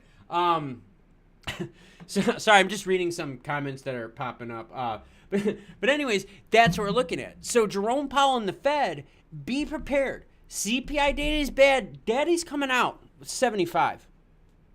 75 is going to price the market down quite a bit. CPI data is good. We're in the favorable 7s. Don't expect much action. CPI will come in. He'll do a 50 basis point hit. But you see how programmed we are to think a 50 basis point hit isn't a big deal? And that's the other thing that Jerome Powell said. So mentally, money works in two different ways. Money works mechanically with math, but money also works emotions, fear, FOMO. We have to talk about that, okay? So what Jerome Powell is saying is if inflation stays too high for too long, you get used to it. You get used to paying high prices. The prices that you think are high, after a while, what do they feel like, everyone? Normal. Oh my God, we were all celebrating by me because gas went to $3.09. When you step back and you're like, whoa, that's way, way higher than where it should be. That's right, because high inflation, high prices, after a while, you get used to it. High becomes normal. Then when more high prices come, they become more normal. And that cycle happens over and over, and then you get into this death spiral of hyperinflation. Bad, bad stuff. So what Jerome Powell is saying is there's a lag effect on the market of our actions. Just because we drop a 75 now doesn't mean we've choked the valve right away. No, there's still money floating around in the system. Floating around. The issue is, did they do too much? Now, again, I'll be honest with you. We've had, 4 or 5 75 basis point hits in a row? If you don't see inflation start backing down, that means it ain't working, ladies and gents. Which means now you don't call Jerome Powell daddy anymore. You don't even talk to him unless he talks to you. Put the lotion on and be good is what he's going to say. CPI data is very pivotal. It is the valve of the world. The other thing too, and this is what bugs me. So people out there, all right, that are like, yo, CPI data, it's not that big of a deal. You're full of crap. The whole world is going through inflation. The whole world has their own version of CPI inflation data. Who the hell in the world right now, big economy-wise, is rip-roaring? Who in the world doesn't have prices freakishly going through the roof? Go across the span of the world, everyone. We're all paying higher prices. You could blame Russia-Ukraine crap. You could blame shortages of this and then supply chains. Whatever the reasons are, whether they're FUD or not, we're all paying more. After a while, if all of the world keeps paying more, guess what happens? It feels like normal. Stress, high levels of stress. If you're used to it for a while, high levels of stress seem very normal to you. That's why I'm training fasted this week. To induce stress, to force my brain to fight through it. To fight through confusion, to stream live. The emotion of money we always have to talk about because that's the other side of the equation when it comes to like the analytical side. As much as we want to be robotic with our thoughts, as much as we want to sit here and say, I make decisions without emotion, emotion always enters in somewhere in here. Always gets in there. That is why inflation is very, very scary. That is why we have to be very careful of our leadership out there. That is why we have to be very careful of everything that's happening in the market right now, because this is all across the world. And I dropped my pencil right at the right time for it to be juicy. All right, so we are back at the heat map, everyone. We're looking right now at 18,189 for Bitcoin. Ethereum under 13, everyone. Now look at the difference here. Ethereum down 18% in the last 24 hours. Bitcoin down 12% in the last 24 hours. I'm reading some of your comments. It's pretty good. Twitch Radio says, you want some stress in your life? Come live at my house for a week. You'll be turning gray and pulling your hair out. Homeboy, I'm already gray. I skipped gray. I went right to white, man. I went right to white. A lot of laughs from the crowd. I like that. Eric Feller says, I was lucky. Had my son got married and bought a home in 2018 before this housing market. All this inflation helped me afford my home and increase my pay. But I feel bad for people buying now. That's very true. Eric Fellers, a similar story. I bought my house, God, what am I at? 3.5 years now? Something like that. Like 3.5 years, bought my house. Same thing. My neighborhood has gone through the roof. Gone through, for where I live, proportionately speaking. I live in I don't want to say a lower income area. I live in a rural area. I live very rurally. But I've seen it. I got lucky. Homes in my area, which you could buy for under 100,000, are now a minimum of 200 in the last 3 years. There ain't no one in my area, Greenville, upstate South Carolina, upstate Georgia, western North Carolina, ain't none of us seen a 200% increase in revenue to justify the house prices that have happened. I mean, that's the big problem. Let's see. That's one hell of a nice speech, valuable lesson. Well, thank you, Jordy. I appreciate it. I'm sorry. I didn't mean to get on the speech, but it's just something that you just have to be prepared with all this, guys.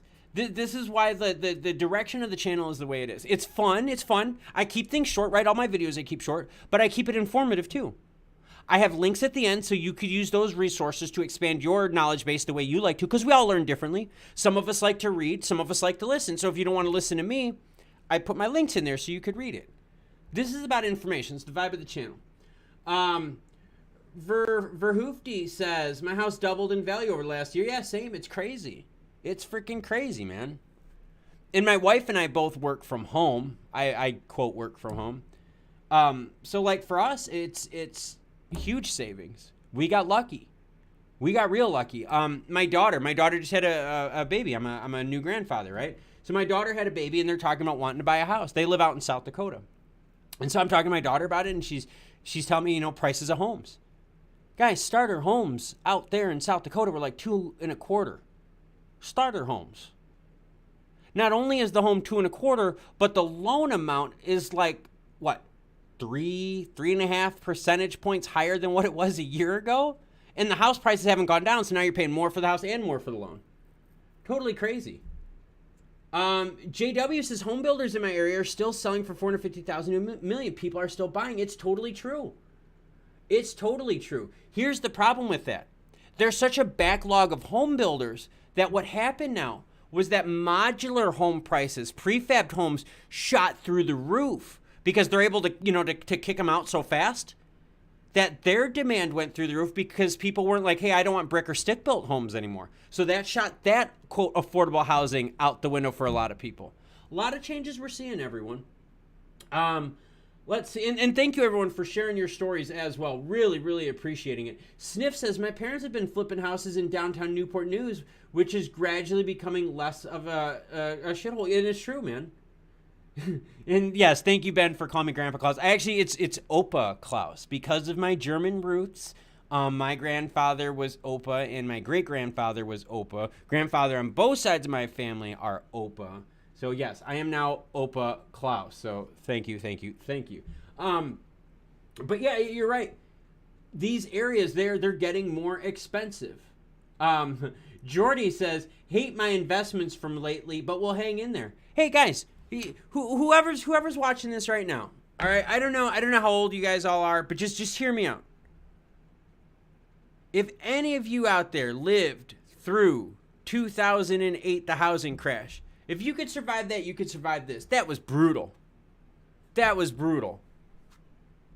If you could get through the pandemic, the governments out there across the globe trying to protect us with the weirdest science I've ever seen in my life. People being banned from going fishing. You can't cut your lawn. No talking to your neighbors. Yeah, well, there's some fucking science for you. If you could survive that, you could survive this. You could totally survive this. So, Jordy, don't worry about hanging in there, dude. You've already survived life. You're going to keep on going. And that goes for the rest of you out there. How many out there have been kicked in the sack, kicked in the teeth? You're still here kicking, aren't you? So just because you see a lot of red up on the screen doesn't mean you stop fighting, doesn't mean you give up. We just means we fight harder. We find that extra gear, ladies and gents. You guys like that one? Jason N says, neighbor paid double last month when we moved in versus what we paid in 2016. Isn't that freaking crazy? Totally freaking crazy, everyone. Housing market and all that stuff. Everyone out there that says girlfriend. Remember I told you guys that money works in two different ways, right? You got your analytical, your math side, and then you got your emotional side. Girlfriend, you ready to show you? I'm going to show you how emotional money really is. Here's one. We're talking about housing prices. You guys see all those news stories out there where they're like, housing prices crash, markets crashing, volumes way down. Do you know why they're saying that? Because they're comparing it to the most meteoric freaking rise we've ever seen in our lives. So now instead of homes going up 100%, they're only going up 60%. Oh no. That's what I'm saying. Mentally, we got so used to insane home prices that when you watch a home drop 10%, you're like, oh my God, it dropped 50,000. It went up 300,000 in the last 2 years. What the hell are you worried about? That's my point. You get used to the high points of prices. Mentally, the emotions of money are there. It does affect you. So when you see people out just saying, ooh, housing's going to crash. Yeah, crash from all-time highs, cool. We're going from like insanely high prices to just kind of insane high prices. You notice how rates are going up and up and up, and home prices aren't going down enough to match it? Homes overall are becoming more expensive. So say what you want about house prices going down, the actual cost to buy the same home, hold on, let me take my pencil. Oh, it's going up and up and up, ladies. So watch the stats out there. They'll lie to you. All right, let's go here. Ooh, JW says rent has gone up. Yes, it has. Rent has definitely gone up. Do you know why rent has gone up? Because private equity groups, people that have cash. Ooh, where did we hear this theme in the stream? People that have cash are buying these homes because guess what? If you have cash, guess what you don't have to do? You don't have to pay the interest rate that the Fed is doing out there. Oh, which means you save even more money. Oh, okay. I see what's going on. So cash is king. Do not ever let anyone pull the wool over your eyes and tell you otherwise. Cash is king. Because if you got cash, you were buying the dip today, weren't you, ladies? If you have cash, you're not worried about spending 6.5%, 7% on a home loan for interest rates, are you? No, I bet you'll get a good deal if you have cash now. Oh, interesting. The power of cash, everyone. Voice Ireland says prices are going up, but the value of fiat is going down. Very, very true. For the Crown, huge announcement. Guys, we're gonna give a round of applause. So let's be ready here. For the Crown says T-minus 34 working days to retirement, brother. Looking forward to that crypto retirement. Good for you, man. 34 working days until retirement. Very, very good for you. I love that. Very awesome. Eric Fellers chimes in, what has surprised me is how hard Polygon is going up from a few months ago. But will it last? We've seen all the other ones out there. They just don't last. It's crazy, isn't it? Meparata says, I have credit. Yeah, I got street credit. No, I get what you guys are saying. And that's the hard part. So families that have cash coming in consistently and have the nest egg, inflation doesn't hurt them as hard. Yeah, it drains some of this, but they got cash coming in to pay their bills. They don't fall behind. People that have a small nest egg or smaller proportions of cash coming in, what do they start dipping? They start dipping into credit. All right? They start dipping into all of their stuff. They start selling their cryptos during the red candles because they need money. Inflation and all that stuff hits people of lower incomes way, way freaking harder. Michael Lopez says, congrats. Thank you much. I appreciate that. Old School Box Break says, so are they going to institutionalize crypto? Confused. Here's the deal. All right, you guys, real quick, here's what we're going to do. We're going to talk about LBRY, and then I'm going to go eat some food and chill out, okay? Here's the deal. When LBRY lost and the SEC won, and I'm going to put FTX up on the screen so you guys can watch the action on FTX. Right now, sitting at 468. But when you start talking, all right, about LBRY SEC case, we just had another one. BlockFi had a product that the SEC said, hey, that's a security. They yanked it off the market. BlockFi did because they're like, hey, we don't want to ruffle any feathers. The SEC said, okay, now look, you're going to pay a fine, but you also have to, if you want to relaunch this product, you have to relaunching it using 506C. And that says accredited investors are one of the ways you can get out of it. All right? So if you are an accredited investor, you're probably going to be the safest one out there. So it's not that you're going to see it go to institutionalizing crypto, Old School Box Breaks. What you're going to see, though, is every product. All right, I've seen 4 so far. 4 products that the SEC has taxed that ass and taken it off the market. They've brought it back on the market with the caveat that you better be an accredited investor or else you're not getting involved anymore. That is what the SEC has been allowing. The SEC is using Rule 506C in order to make this happen. Rule 506C is from 1933, ladies and gents. Here we go. I've got Rule 506C for you. Rule 506C permits issuers to broadly solicit and generally advertise an offering provided that, number 1, all purchasers in the offering are accredited investors. Number 2, the issuer takes reasonable steps to verify purchasers' accredited investor status. Oh my God, there's that other thing. And the third one, certain other regulations in Regulation D are satisfied. Boom shakalaka. So if you want to know how they're going to keep you out of crypto, guess what? Guess frickin' what, everyone? This is how they're doing it with Rule 506C. So if you watch another crypto channel out there that keeps telling you we're going to moon tomorrow, whoa, I hope you're watching them for entertainment and not news, because, man, that's not what the news is telling us. What the news is telling us is that every product so far I have seen yanked, people being compliant with the SEC. The only way they have been able to release it is to do it to accredited investors. Why is that a problem? Because new anomaly productions just dropped. Why? Accredited investor means you must make $200,000 of income in a year solo or $300,000 with a spouse. Oh, so now you know what that means. That means everyday people can't get into crypto. It becomes an elitist product. Oh, see, the government's protecting the people by only allowing the rich people to get involved. Oh my God, isn't that crazy? That's so freaking crazy. It's so United States, isn't it, everyone? So when it comes to SEC, LBRY, XRP, don't tell me that just because the case is different and there's nuances, that this doesn't apply to XRP. But Muda. But Muda. If you guys know what I'm talking about, Mudahar. Yeah, Mudahar, gotta love him. But Klaus, you're right.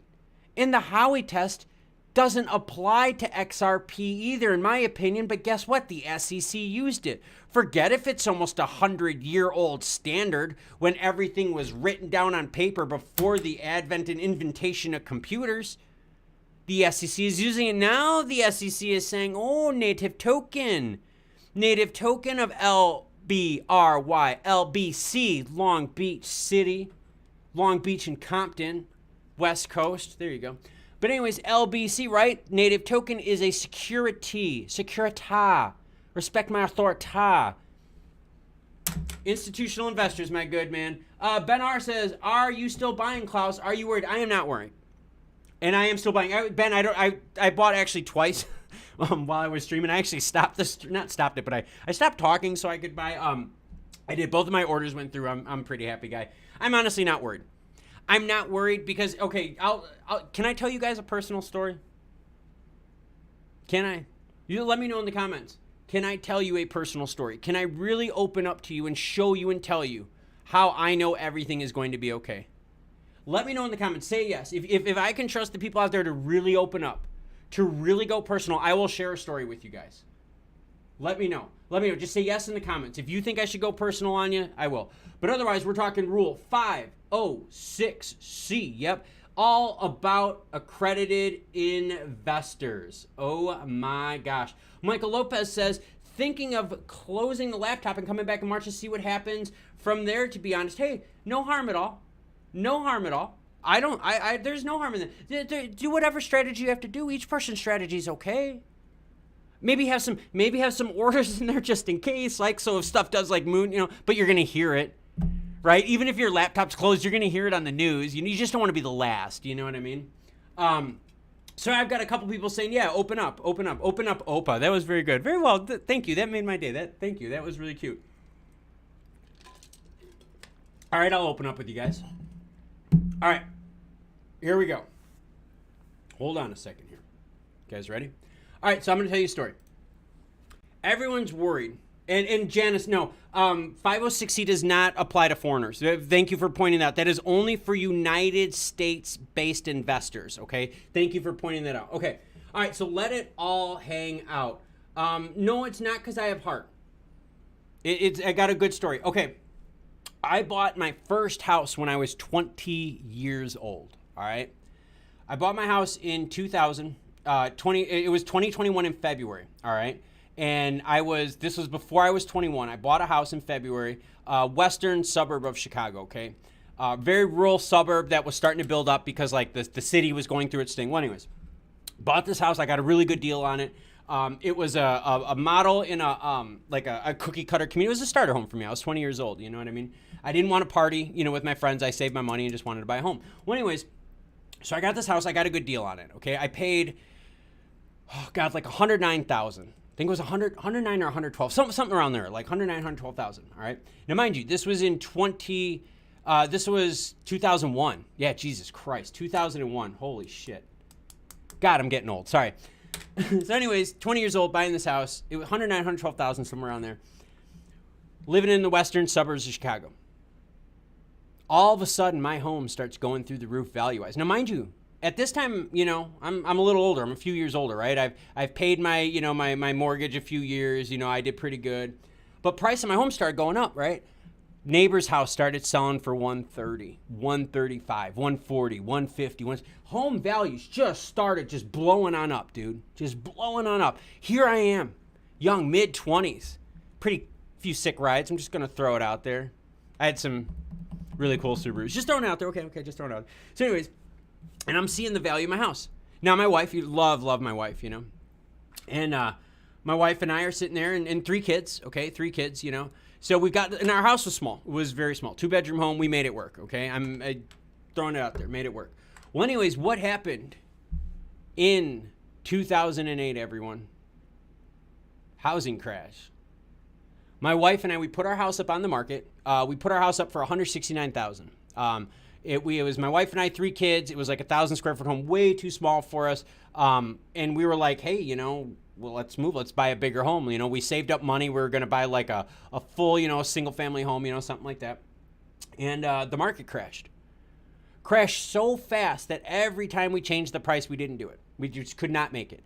So the house that I bought, I think it was like 109 or 112. The house that I bought then went up to like high 160s within just a couple months, to where no matter what price you put on it, you wouldn't sell.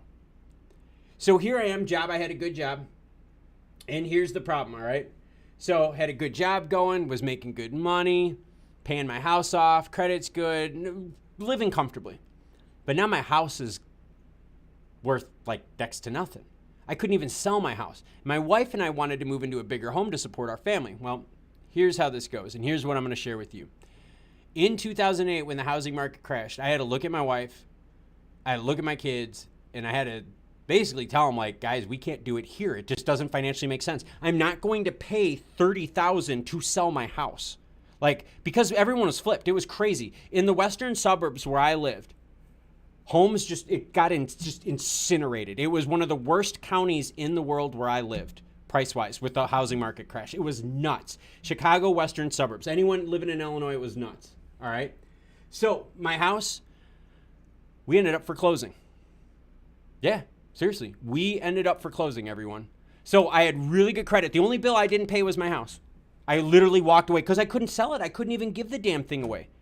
There were homes in my area that people were selling for $89,000 and they were giving them $10,000 for renovations. And I'm like, well, I can't do that.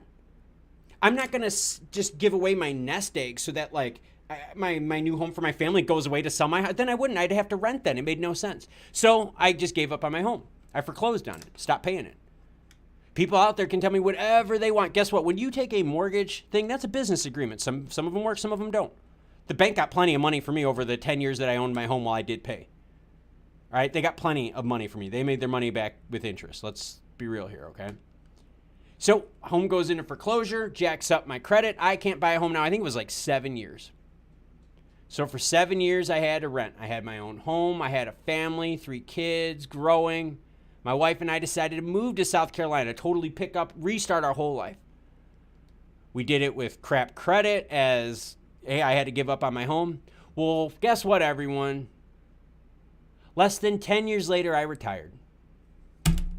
Retired at age 38. So I'm doing YouTube now. I got the time to do it. Why do you think I'm able to break stories at 12:20 at night, 12:30 in the morning?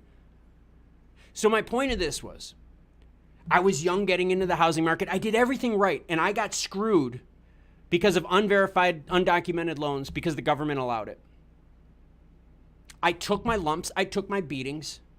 You know how much money I had to pay extra in rent because like I lost all that? It's rough, you guys. That's very rough. But guess what? I got through it. My wife and I planned it. And now I'm happy as could be. So don't let failure hold you back. You don't let these red candlestick days get you down. If you made it this far, you can go even further. If I would have given up in 2008, I wouldn't be sitting where I'm at right now. I have a smile on my face when I do this. I get to play with my dogs all day. I get to see my wife. In a few days, I just had to say, screw it, leave and go visit my grandchild. It's only possible because I didn't give up. It's only possible because I didn't quit. Failure happens all the damn time. Your best baseball players fail 7 out of 10 times. Michael Jordan missed over 9,000 shots in his career, and he's the greatest out there. Don't give me that LeBron James crap. We'll kick you off. You don't give up. And so, yeah, when you see stuff like this, yeah, Ben, you're right, man. You know what sucks, Ben? When you and I first started talking with the channel, dude, we were talking, about like our goals with certain things, right? And we've learned that we've had to push those goals just a little bit further out because of the events. That sucks, but you know what? This grit, this tenacity, this crap that we're driving through, it's going to make you a stronger person. Trust me, it's going to make you a better investor. There's a reason why I'm not worried about this stuff. Because I had to deal with the dot-com bubble. Yeah, I did. I dealt with the dot-com bubble. So when I see this stuff doesn't bother me at all. Doesn't bother me at all. Eric Feller says, were you early Bitcoin? No, I was not. I was early into the principle, the concept of it, but not the investment of it. Where my circle, we saw Bitcoin as very nefarious. And I mean, why would I need to use Bitcoin if I had cash? Just throwing it out there. I just throwing it out there. Yanis Wagner says, thanks for sharing the story. No, I appreciate it. Totally appreciate it. But see, that's the thing. That's the whole thing. You're gonna deal with bad. See, we've all gotten laid off. All gotten laid off. My wife got furloughed with the Rona. You know what that did? That fired a passion inside her to find a job where she could work from home. So that, guess what? There would be no furloughs ever. So that we could move wherever we wanted. So that she could hang out with her husband and the dog. She says the dog's not the husband. But because my wife got furloughed, because the federal government screwed us over, that's not politics, that's real. They shut us down. You can't deny that. But because the government shut my wife down, forced her job to shut down, made that fire in my wife grow. Now my wife works from home. Pretty cool shit, man. Pretty cool shit. DeFi Joker says, was on the CBOE floor. Awesome. Very awesome. That's a cool experience. Robert Melvin says, Reverend Klaus is speaking gospel here. No gospel, man. It's just like, it's life hits you, dude. You guys, life hits you. These red bars, these candlesticks, man, it's just a step to get through. It is, and that's why I told you guys earlier, cash in, cash out. If you always know you got cash in, even if there's cash coming out, you'll be okay. When things get tight and the cash in and the cash out get real close to each other, that's when you got to save a little bit more, you got to bring a little bit more in. Final Ken says, I've literally been homeless after my fiance passed away in 2018. I fear nothing financially, to be honest. If I can survive the streets of Philly and get back to my feet, I can do anything, just get up. And you know what? You're right. And thank you, Final Kens, by the way, for sharing that. I don't know if you guys know this too. Besides me retiring earlier, I used to be a big athlete. Oh, I wouldn't, not like big, like, well, no, actually, yes, big, physically big, beefcake. I was jacked, yoked. I mean, we're talking beef, like straight up cattle. I destroyed my shoulder. They chopped off the end of my collarbone. I have no AC joint in this shoulder. Sports injury. It held me down for 8 years. I'm finally finding my fire here these last couple. My fire that was there, it's coming back. Don't let this shit get you down. Don't make the mistake I made. New Anomaly Productions. Thank you very much for that. I greatly appreciate it. I'll share the support with you guys. You cool with that? If we're in the mood to share it, I'll share with you guys. You guys rock on, man. And thank you again, New Anomaly. I appreciate it. It says, number 1, what did you retire from? Ooh. Okay, you guys ready? I am an operations guy. I am a Lean Six Sigma manufacturing expert. Ooh, I am one of the ones out there that would go to places and would say, hey, you're either capable of staying open, we're going to replace people with robots, or we're going to shut you down and merge you into another facility. I was on the operations side of things. So yeah, I'm Lean Six Sigma optical manufacturing, high volume manufacturing. That's my background. Number 2, do you hang in the Discord? Very, very rarely. The reason I very rarely hang in the Discord is because there's 24 hours in a day, and I have to do as much as I can training and health-wise. So I really steer, to be honest with you, I steer away from a lot of social media. I swear to God, I really do. Number 3, I asked Lewis Jackson to have you on his podcast. Holy shit. Well, thank you. That would be freaking cool. I would love to do that. Number 4, love the live feeds. Well, thank you, New Anomaly Production. I like that. And guys, seriously, thank you for the comments and the questions. I really like that. Ben R says, not worried, mate. You kept me strong for 2 years. We're all living in a time of FUD like the investors of 2019. It's market cycles from 2 to 3 years from now, we'll be joking. Not only will we be joking, but we're going to be joking with tougher skin, with a bigger knowledge base, with a stronger heart, with more grit and tenacity. DeFi Joker says, black belt. I am working on my black belt. To be honest with you, getting my black belt in lean in manufacturing and all, it doesn't really help me because like I don't need it anymore. Like and not in an arrogant way, but like, maybe if I was still like corporately worried, I would kind of really push hard for the black belt. But now with me not working, it's so hard for me to implement a black belt level idea with my home, unless you want my wife to go nuts as I totally like lean out the house. So let's not like, whoa, let's pump the brakes and not do that. My wife heard that, she'll jump in and beat me in the face, man.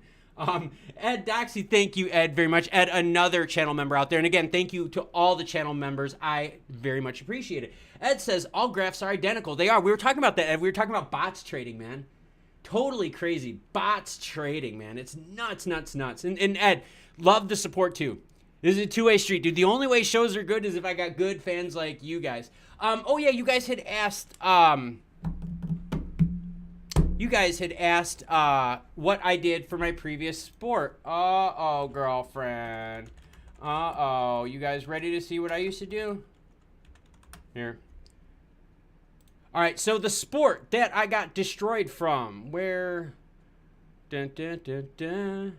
Dun, dun, dun, dun, NPC. All right, give me a second here. I gotta find the ones. It is on here. It is. Oh shoot. I'm sorry. It's not on. I picked the wrong. I have to go to this one. All right. Sorry about that. I picked the wrong link. Okay. So if you wanted to know what I did, no, it was not baseball, ladies. Daddy was jacked. Just throwing it out there. Yeah, so this is what I did. This was me at 2009 Mr. USA competition. Yep. So yeah, jacked to the hills, gassed is what they say, ladies. So yeah, I did. I blew out my shoulder, and I had to quit. I don't have a collar, but like the end of my collarbone is gone. I have no AC joint. Not like cool. Like it sucks. So I had to back it down. But yeah, this was kind of like my thing. I was big into bodybuilding. This was, like I said, NPC USA. It was a lot of fun. I had a blast. I had a total blast there. It was really, really cool. I liked it. But yeah, that's my point. So like I had to give that up, and that was my passion. Then my passion went into work, right? The fire went into work, and that's how I got to retire early, because like I just kept putting all my effort into work. And now my effort's going into this, and I just saw what Ben did. Ben's been banned from Swift, guys. Somehow Ben has found a cryptocurrency way to keep his cash flow going. I don't know if we have to now. We have to ban Ben's Tumblr. That's what it is. We got to ban Ben's Tumblr. Thanks, Ben. I do appreciate it. Keep up the good work. Thanks. I do appreciate it. Yeah, so that was 2009. So that was a sport that I really loved, right? That I put my passion in. That passion got yanked away from me when I had my severe injury. Then that passion still stayed there, and that passion's there in all of us. You just have to find what brings it out, okay? Yeah, Deca, Test, and Sus, you got no idea. You got no freaking clue, man. No clue. But the thing is things get taken with you. Life pivots and life changes. We've all had the bad breakups, dude. You don't always have to have it, you know? It doesn't always have to bring you down. You move on from it. My daughter is going on her first bodybuilding competition on Sunday in the hall in the UK. Well, good. That is awesome. Nico's a trail runner. Yeah, now Nico, I'm a big mountain climber. I'm a huge mountain climber now. So that's awesome, Nico. And again, Ben, I thank you very much for the continued support of the channel. We apparently cannot suppress Ben's purchasing power. We've tried. DeFi Joker chimes in, says, love running or working out, but not near that level. It's not about that level. Don't worry about it, man. It's not. I have a lot of fun. Oh, trails. Yeah, mountains, Taos, and Aspen. Yeah, it's DeFi Joker. I'm big into Colorado. Like, I go to Colorado all the time, and I climb 14ers out there. Love Colorado 14ers. All right, at 4:30, we are going to shut down the stream, everyone. I'm going to put it up on a note right here. I just saw your emoji, Ben. I saw that. We're going to do a 4:30 end. I do have to get some calories in, because I am a little, like, I can feel it right now. The banana didn't really do much for me. I do have calories in the fridge. I could grab them real quick. I did make a meal, but that's the whole idea, everyone. We're right now looking at the cryptos out there. The big one, like I said, if you guys want to know, all right, if you guys really want to know what the state of crypto is, just watch one token. Watch FTT. If FTT goes up, we're on our way up. If FTT goes down, you're in deep crap, because that means they're going to be yanking more money, which means CZ and Binance has to keep pumping in liquidity to keep up with the cash crunch. Let's see. DVR says, Klaus, down to earth. I'm loving it. By the way, I hit the L button already. Thanks for the hard work and the spot viz. Well, no, I totally appreciate it. And what's up? We got Virtual in the house. What's up, Virtual? How's it going, buddy? You got Dalibor saying hello, hello. Yeah, snowboarding. I'm not a snowboarder, but I'm a big climber. I love climbing and hiking, and I love stupid stuff. Yeah. Oh, I thought someone was knocking on my door. No, I do. I love stupid stuff. That's why my training is the way it is, because I really have to be hardcore with what I put myself through. But seriously, guys, right now, if you want to know what is going to be your key to the market, to let us know, are we kind of look at FTT. Just for now, just look at FTT. For the next few days, just do me a favor and watch FTT. All right, FTX's native token. The reason is because Sam Bankman-Fried had to get a little bit of buyout from his, what we thought was enemy, which turned to be FUD, CZ and the Binance crew. We're going to change these candles here, and we're going to go to we're going to change the interval to 5 minutes. So you can see right here, FTX token. That's what we're looking at on the big end, everyone. That is what we're looking here. Let's blow this out just the last 5 days so you could see it. Here is that move, right? Happened at 9:48, and then there you go. You can see from now, that is what we're looking at. Scrolling on down to here we go, $5.49. Sniff says, Klaus, do you degen into anything? I've been doing it with Rebus and Numi. What are you talking about? Like, do I degen into, like, am I a degenerate? I mean, if you're saying if I'm a degenerate, I think I am a degenerate. I don't know. I mean, you guys can tell me. Let me know what you're talking about, Sniff. Explain just a little bit more. Massimo says, let's hear about one cycle. Lol, I can only imagine. Oh, but you were trying. All right, cycles.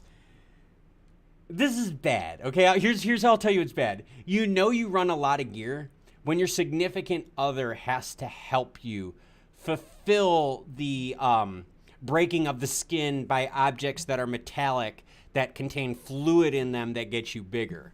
Okay, I can tell you one. Off season, my biggest off season. I'm 5'7", 5'7.5" if I lie.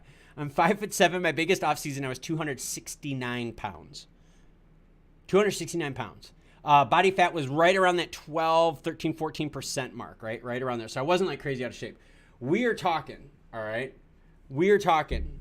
I was. Now I'll just be real here. We're talking grams of test. Grams.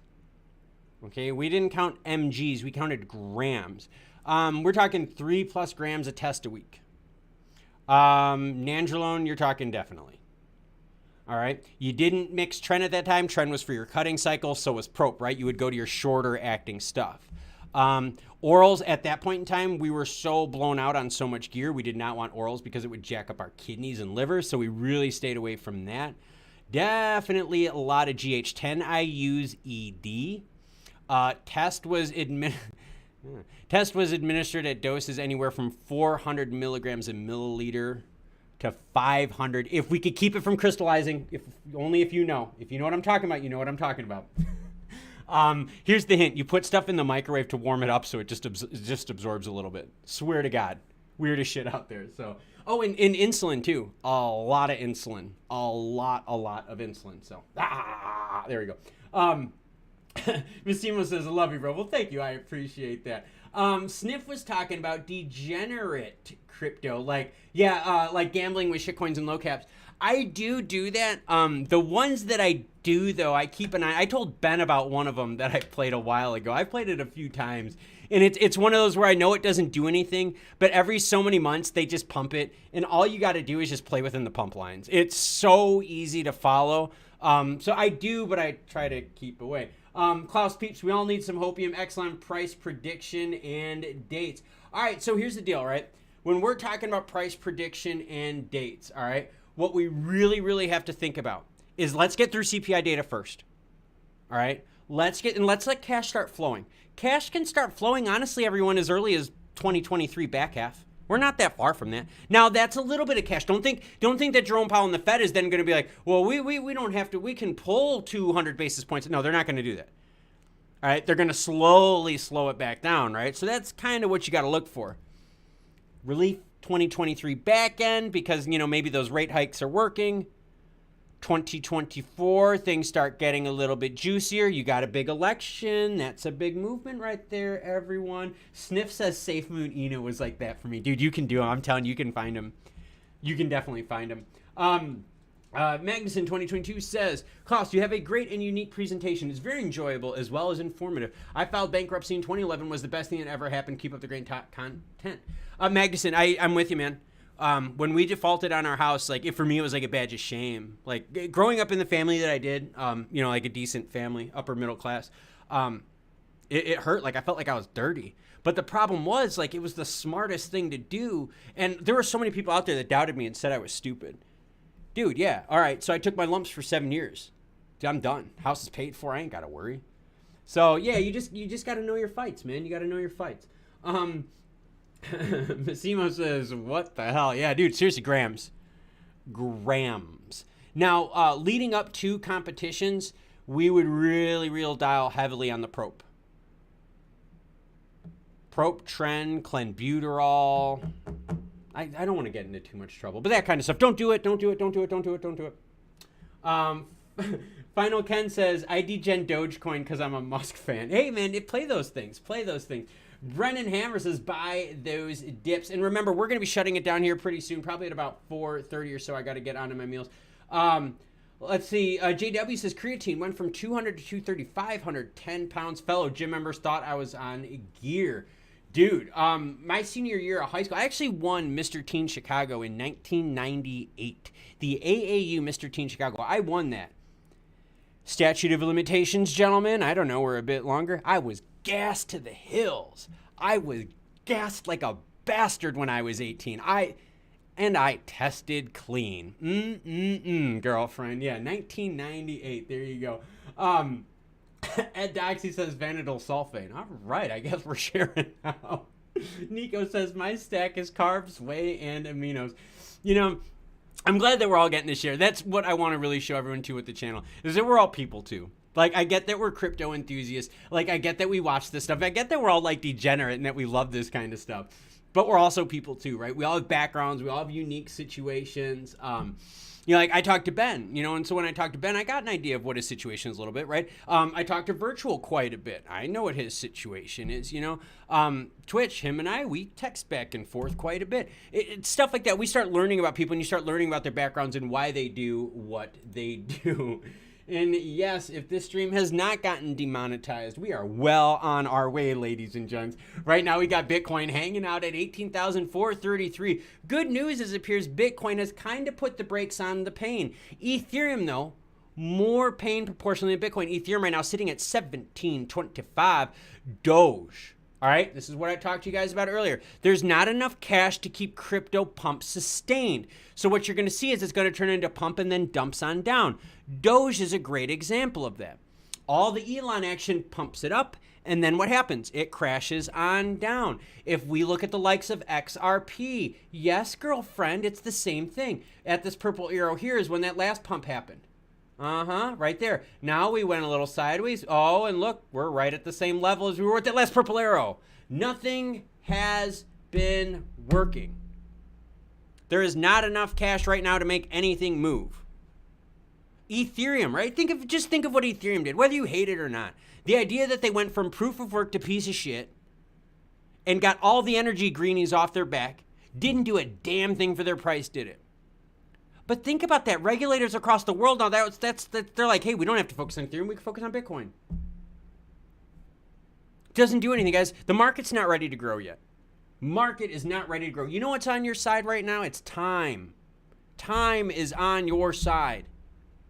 Time. You're going to have time. Valves, money valves all across the world right now are like turned next to off. Like, and think the Fed ain't even done. Guys, we still got CPI data. Holy crap, I hope none of you guys are drinkers, because this week is going to suck for you if you're trying to, like, get off the drinking. Speaking of drinking, JW says, drinking beer and listening to knowledge now. Ooh-hoo-hoo, yeah, buddy. Sniff says, I would throw hard punches all night and literally never get tired. Yeah, same thing, man. Like, yeah, when you're gassed to the hills, you recover. Like you recover so crazy. It's, oh, I loved it. Loved it. New Anomaly Production says 6'3". I went from 360 to 83 on the carnivore and fasting. I can stop myself from the food addiction, but I can't make myself lift a weight. Wish my traps were so big so I couldn't touch my head anymore. That was freaking awesome, man. I love that. That was really good. Robert Melvin says, seeing as you were training right now, I'll have a Canadian beer for you. Yeah, I am. I'm training really, really heavy because I did my last trip to Colorado, and my dog and I did it, and we climbed some really crazy stuff up there. My dog can actually do some class 3 work. She's that nimble enough where if we can find a path, that's why we don't always go on trail. We deviate off trail, and that's why everyone who knows me, like when I hike, it's very scary. I go off trail so that I can find things that are capable class 3 for my dog to do. My dog is so nimble, she can class 3 from section to section, kind of like a goat. And she's very intuitive climbing. So I have to train very, very hard here. Lucy says, coming in late. No worries, Lucy. The big thing that we're talking about right now, nothing is lasting in the cryptoverse, Lucy. Nothing at all. We've talked about XRP. I got it up on screen. You can see, look, pump action doesn't help. Doesn't help. We came right back down. Today's red candle brought us right back down to where we were. Interesting. Let's also talk about Mooney. Ew, Mooney. What's Mooney, everyone? Mooney's a partnership, MoonDAO, that partnered with Dude Perfect. Oh, girlfriend, yes. Look at that. Mooney had the pump and then went down. Hey, Lucy, just watch when all the dudes, like, start hitting on you. I'm just giving you guys a hard trouble. But please do say hi to Lucy. She is awesome. Love the comments, by the way, Lucy. Hopefully you read my comment back to you today. What was the other one we were talking about, Lucy? Solana. Here's another one. Look at what I got up on the screen candlestick-wise. Look at this. You got really big pumps when Solana was mentioned that, hey, they've got the validator node action with Google. But look now, the pump was followed very much by a sharp decline. Lower, now hold up, Lucy, lower than what we've seen all the likes of this crypto winter. So 2 days ago, they just have an announcement with Google, and now they're at the low that they haven't seen in years and years and years and years. The message of the market right now is there's not enough cash to be able to keep going. There's just not. So any project you see out there that gets these pumps, we've seen them, they're all retreating. They're all retreating. The other thing we're looking at right now is this. If you guys want to keep your sanity, if you want to know if crypto is going to be moving up or down just for the very, very near term, watch the token FTT. FTT, right? Sam Bankman-Fried's, that's the native token of FTX. Binance and CZ came out, gave them some of their bags to help out FTX, whose bags were getting drained because of a cash crunch. Cash is king. Cash is king. Cash allows you to buy today. Cash to crypto and crypto to cash. Chicken or the egg? Well, it's an obvious debate. It's cash first, then crypto.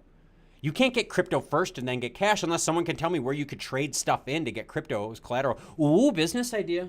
Ooh. Nico says, have you ever tried indoor climbing or rock climbing in general? I actually am building a climbing practice thing outside. So yes, sir. It is very hard for me to do. It's so rough on my shoulder. So rough on the shoulder, man. It's nuts. Eric Feller says, I own 200,000 amp. It is a 10 mil market cap. I see this possibility to work in the future with such a small market cap. 50 or 600 could be complete trash. What do you think about the forthcoming Ripple Swell event coming on November 16th or 17th? I was not invited to it. The event is one thing, okay? The event's cool, don't get me wrong. But again, I think you can have the best product out there, the best crypto, the best everything. It's not going to matter right now. I think the macros are too strong, everyone. I think they're way too... Robert Melvin, yeah, crypto pawn shop. Dude. Okay, you guys want to know... Do you want to know how you help the un- and underbanked? A pawn shop where you convert into crypto for people. Oh, girlfriend, now it's not just crypto to cash and cash to crypto. But now what if I could trade things in for crypto? Let someone else sell it for cash. Now I can go possession to crypto. Oh, very similar to the bartering system in a little bit, isn't it? Oh, very interesting, everyone. I think we're learning stuff today. We have maybe found a new entry point, a way to get crypto to the masses, correct? Interesting. You wouldn't need cash, right? If you could go directly from object to crypto, could you? Interesting. What's up, Julius? How is it going, my good man? All right, so the other thing that we have been looking for too, all right, is that all of this action right now is all based on a cash pull out of the system. That's all this is. FTX was just people were just withdrawing. The story that I broke on FTX, I broke it last night at like 12:20. When I got up this morning, the biggest thing I saw was someone pulled out. I swear the story was 247 million. One person. 247 million, one withdrawal. You got to have a lot of dollars to cover that. And that's the whole thing. Cash is still king. Cash works everywhere. Crypto doesn't work everywhere. We don't have the infrastructure yet. We don't have the ramps yet. You know? God. Julius liking the idea. I know, right? Not just cash to crypto, crypto to cash, man. What we're going to do, we're going to shut the stream down at 4:30 today, everyone. I do have to get on to eating a meal. Eric is like, pawn shops only pay 25% retail. No, I get it. I get it. But it's just something where you have to keep your eyes open. The system now isn't working the way it's done, right? For my UK fans out there, Bank Santander is limiting how much you can spend on crypto a month. I find it odd that a bank can say that you work super hard, but we're going to also tell you, no, you can't spend your money on that. Who's the bank to tell me how to spend my money? Come on. Jason Vitorino says, already thought of making an eBay for crypto. Yeah, that would be but you're still going cash to, yeah, no, I get you. No, Jason, you're good. You're right. Massimo asks, what do I weigh now? I weigh 177. Just throwing it out there. I weigh 177. Hold on a second. Hold on.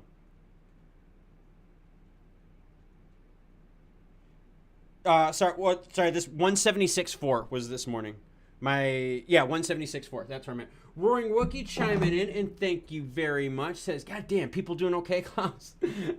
I've been smoking fish and I come back. Well, good for you, man. Good for you hanging out, Roaring Wookie. Glad to see it, sir. And again, thank you to the support from everyone on the channel. We are going to be ending at 4:30 today. I will be streaming again a little bit later. I'm going to come back with a little bit, see if there's any of the early election results that have been popping. That is kind of one of the things I've been keeping track of, just kind of in the background that you could see right here.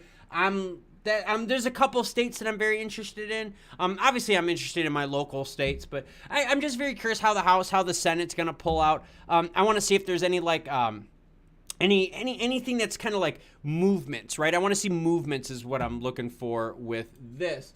Let's see. Sniff says, I weigh 170, I'm 5'6", used to be 5'8" in high school. Yeah, I've been like the same height, but just totally different weight-wise. In high school, I was soccer and wrestling.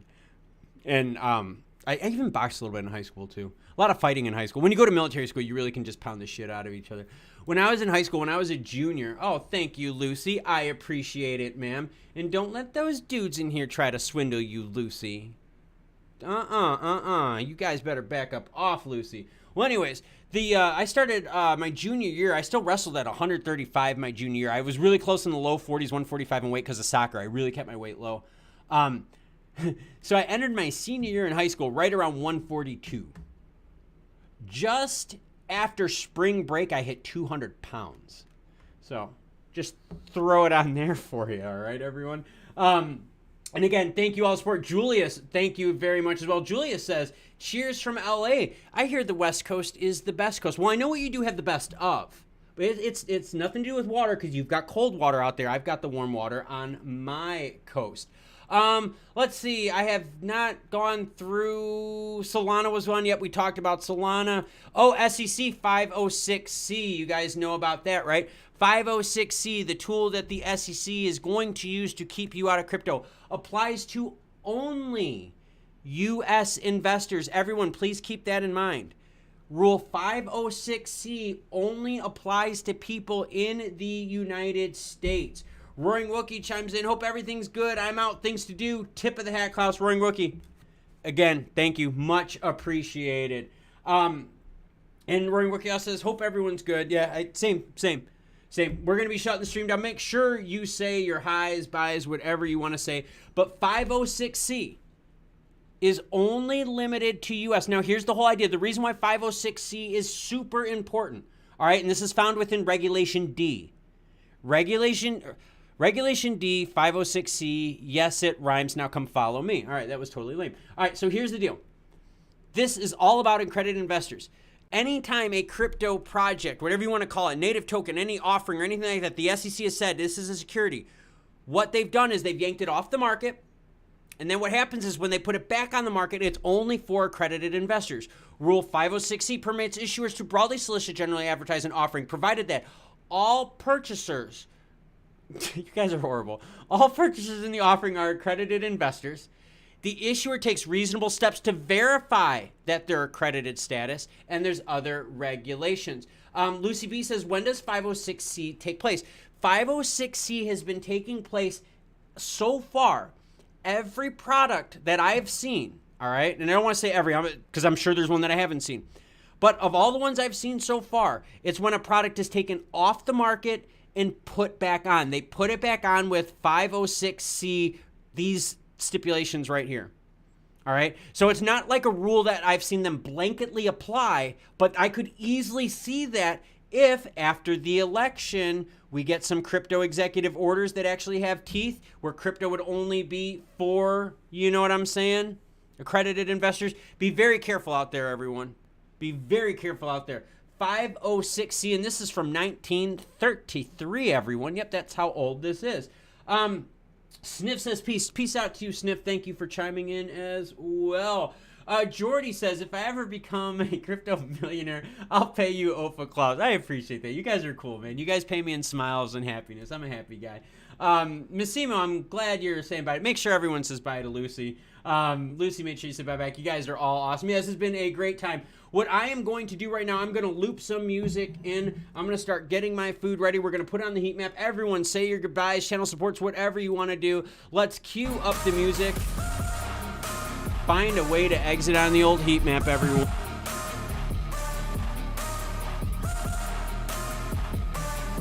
I just really need to get some calories in me because I am freaking starving right now.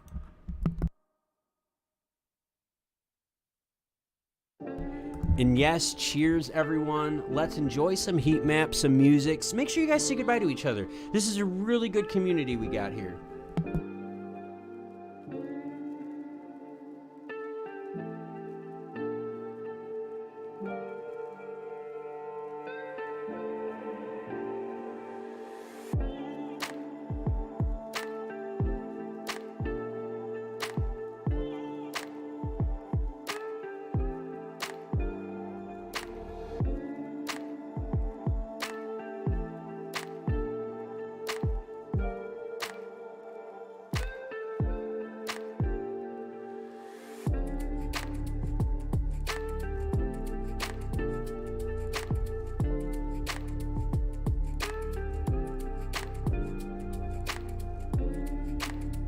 And I will be doing a second stream tonight. I'm going to hopefully get some more election results with you that I can share. Again, I don't think we'll see too many results today because the U.S. election system does take some time, everyone. Boy, if we did it on blockchain, we could get results right away. But we will have another stream tonight. We're going to be looking to see what the price of FTT is, what's going on with the crypto heat map, and more. And again, peace out to all the cool people out there. Julius360, peace out to you. Eric Fellers, peace out. Lucy B, later, homegirl. Make sure you get back to work and don't get in trouble down there in Florida.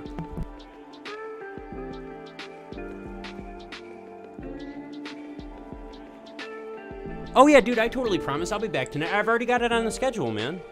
Gosh, I just got to get a meal and one more training session in. And don't worry, Roaring Wookie, I will definitely be back on tonight.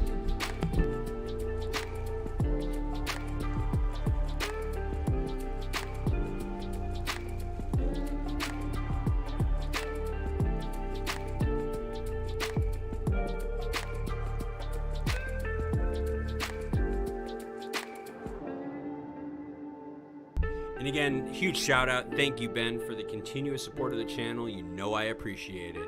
and virtual bye to you as well. Make sure you drive safe today because I know you're out there.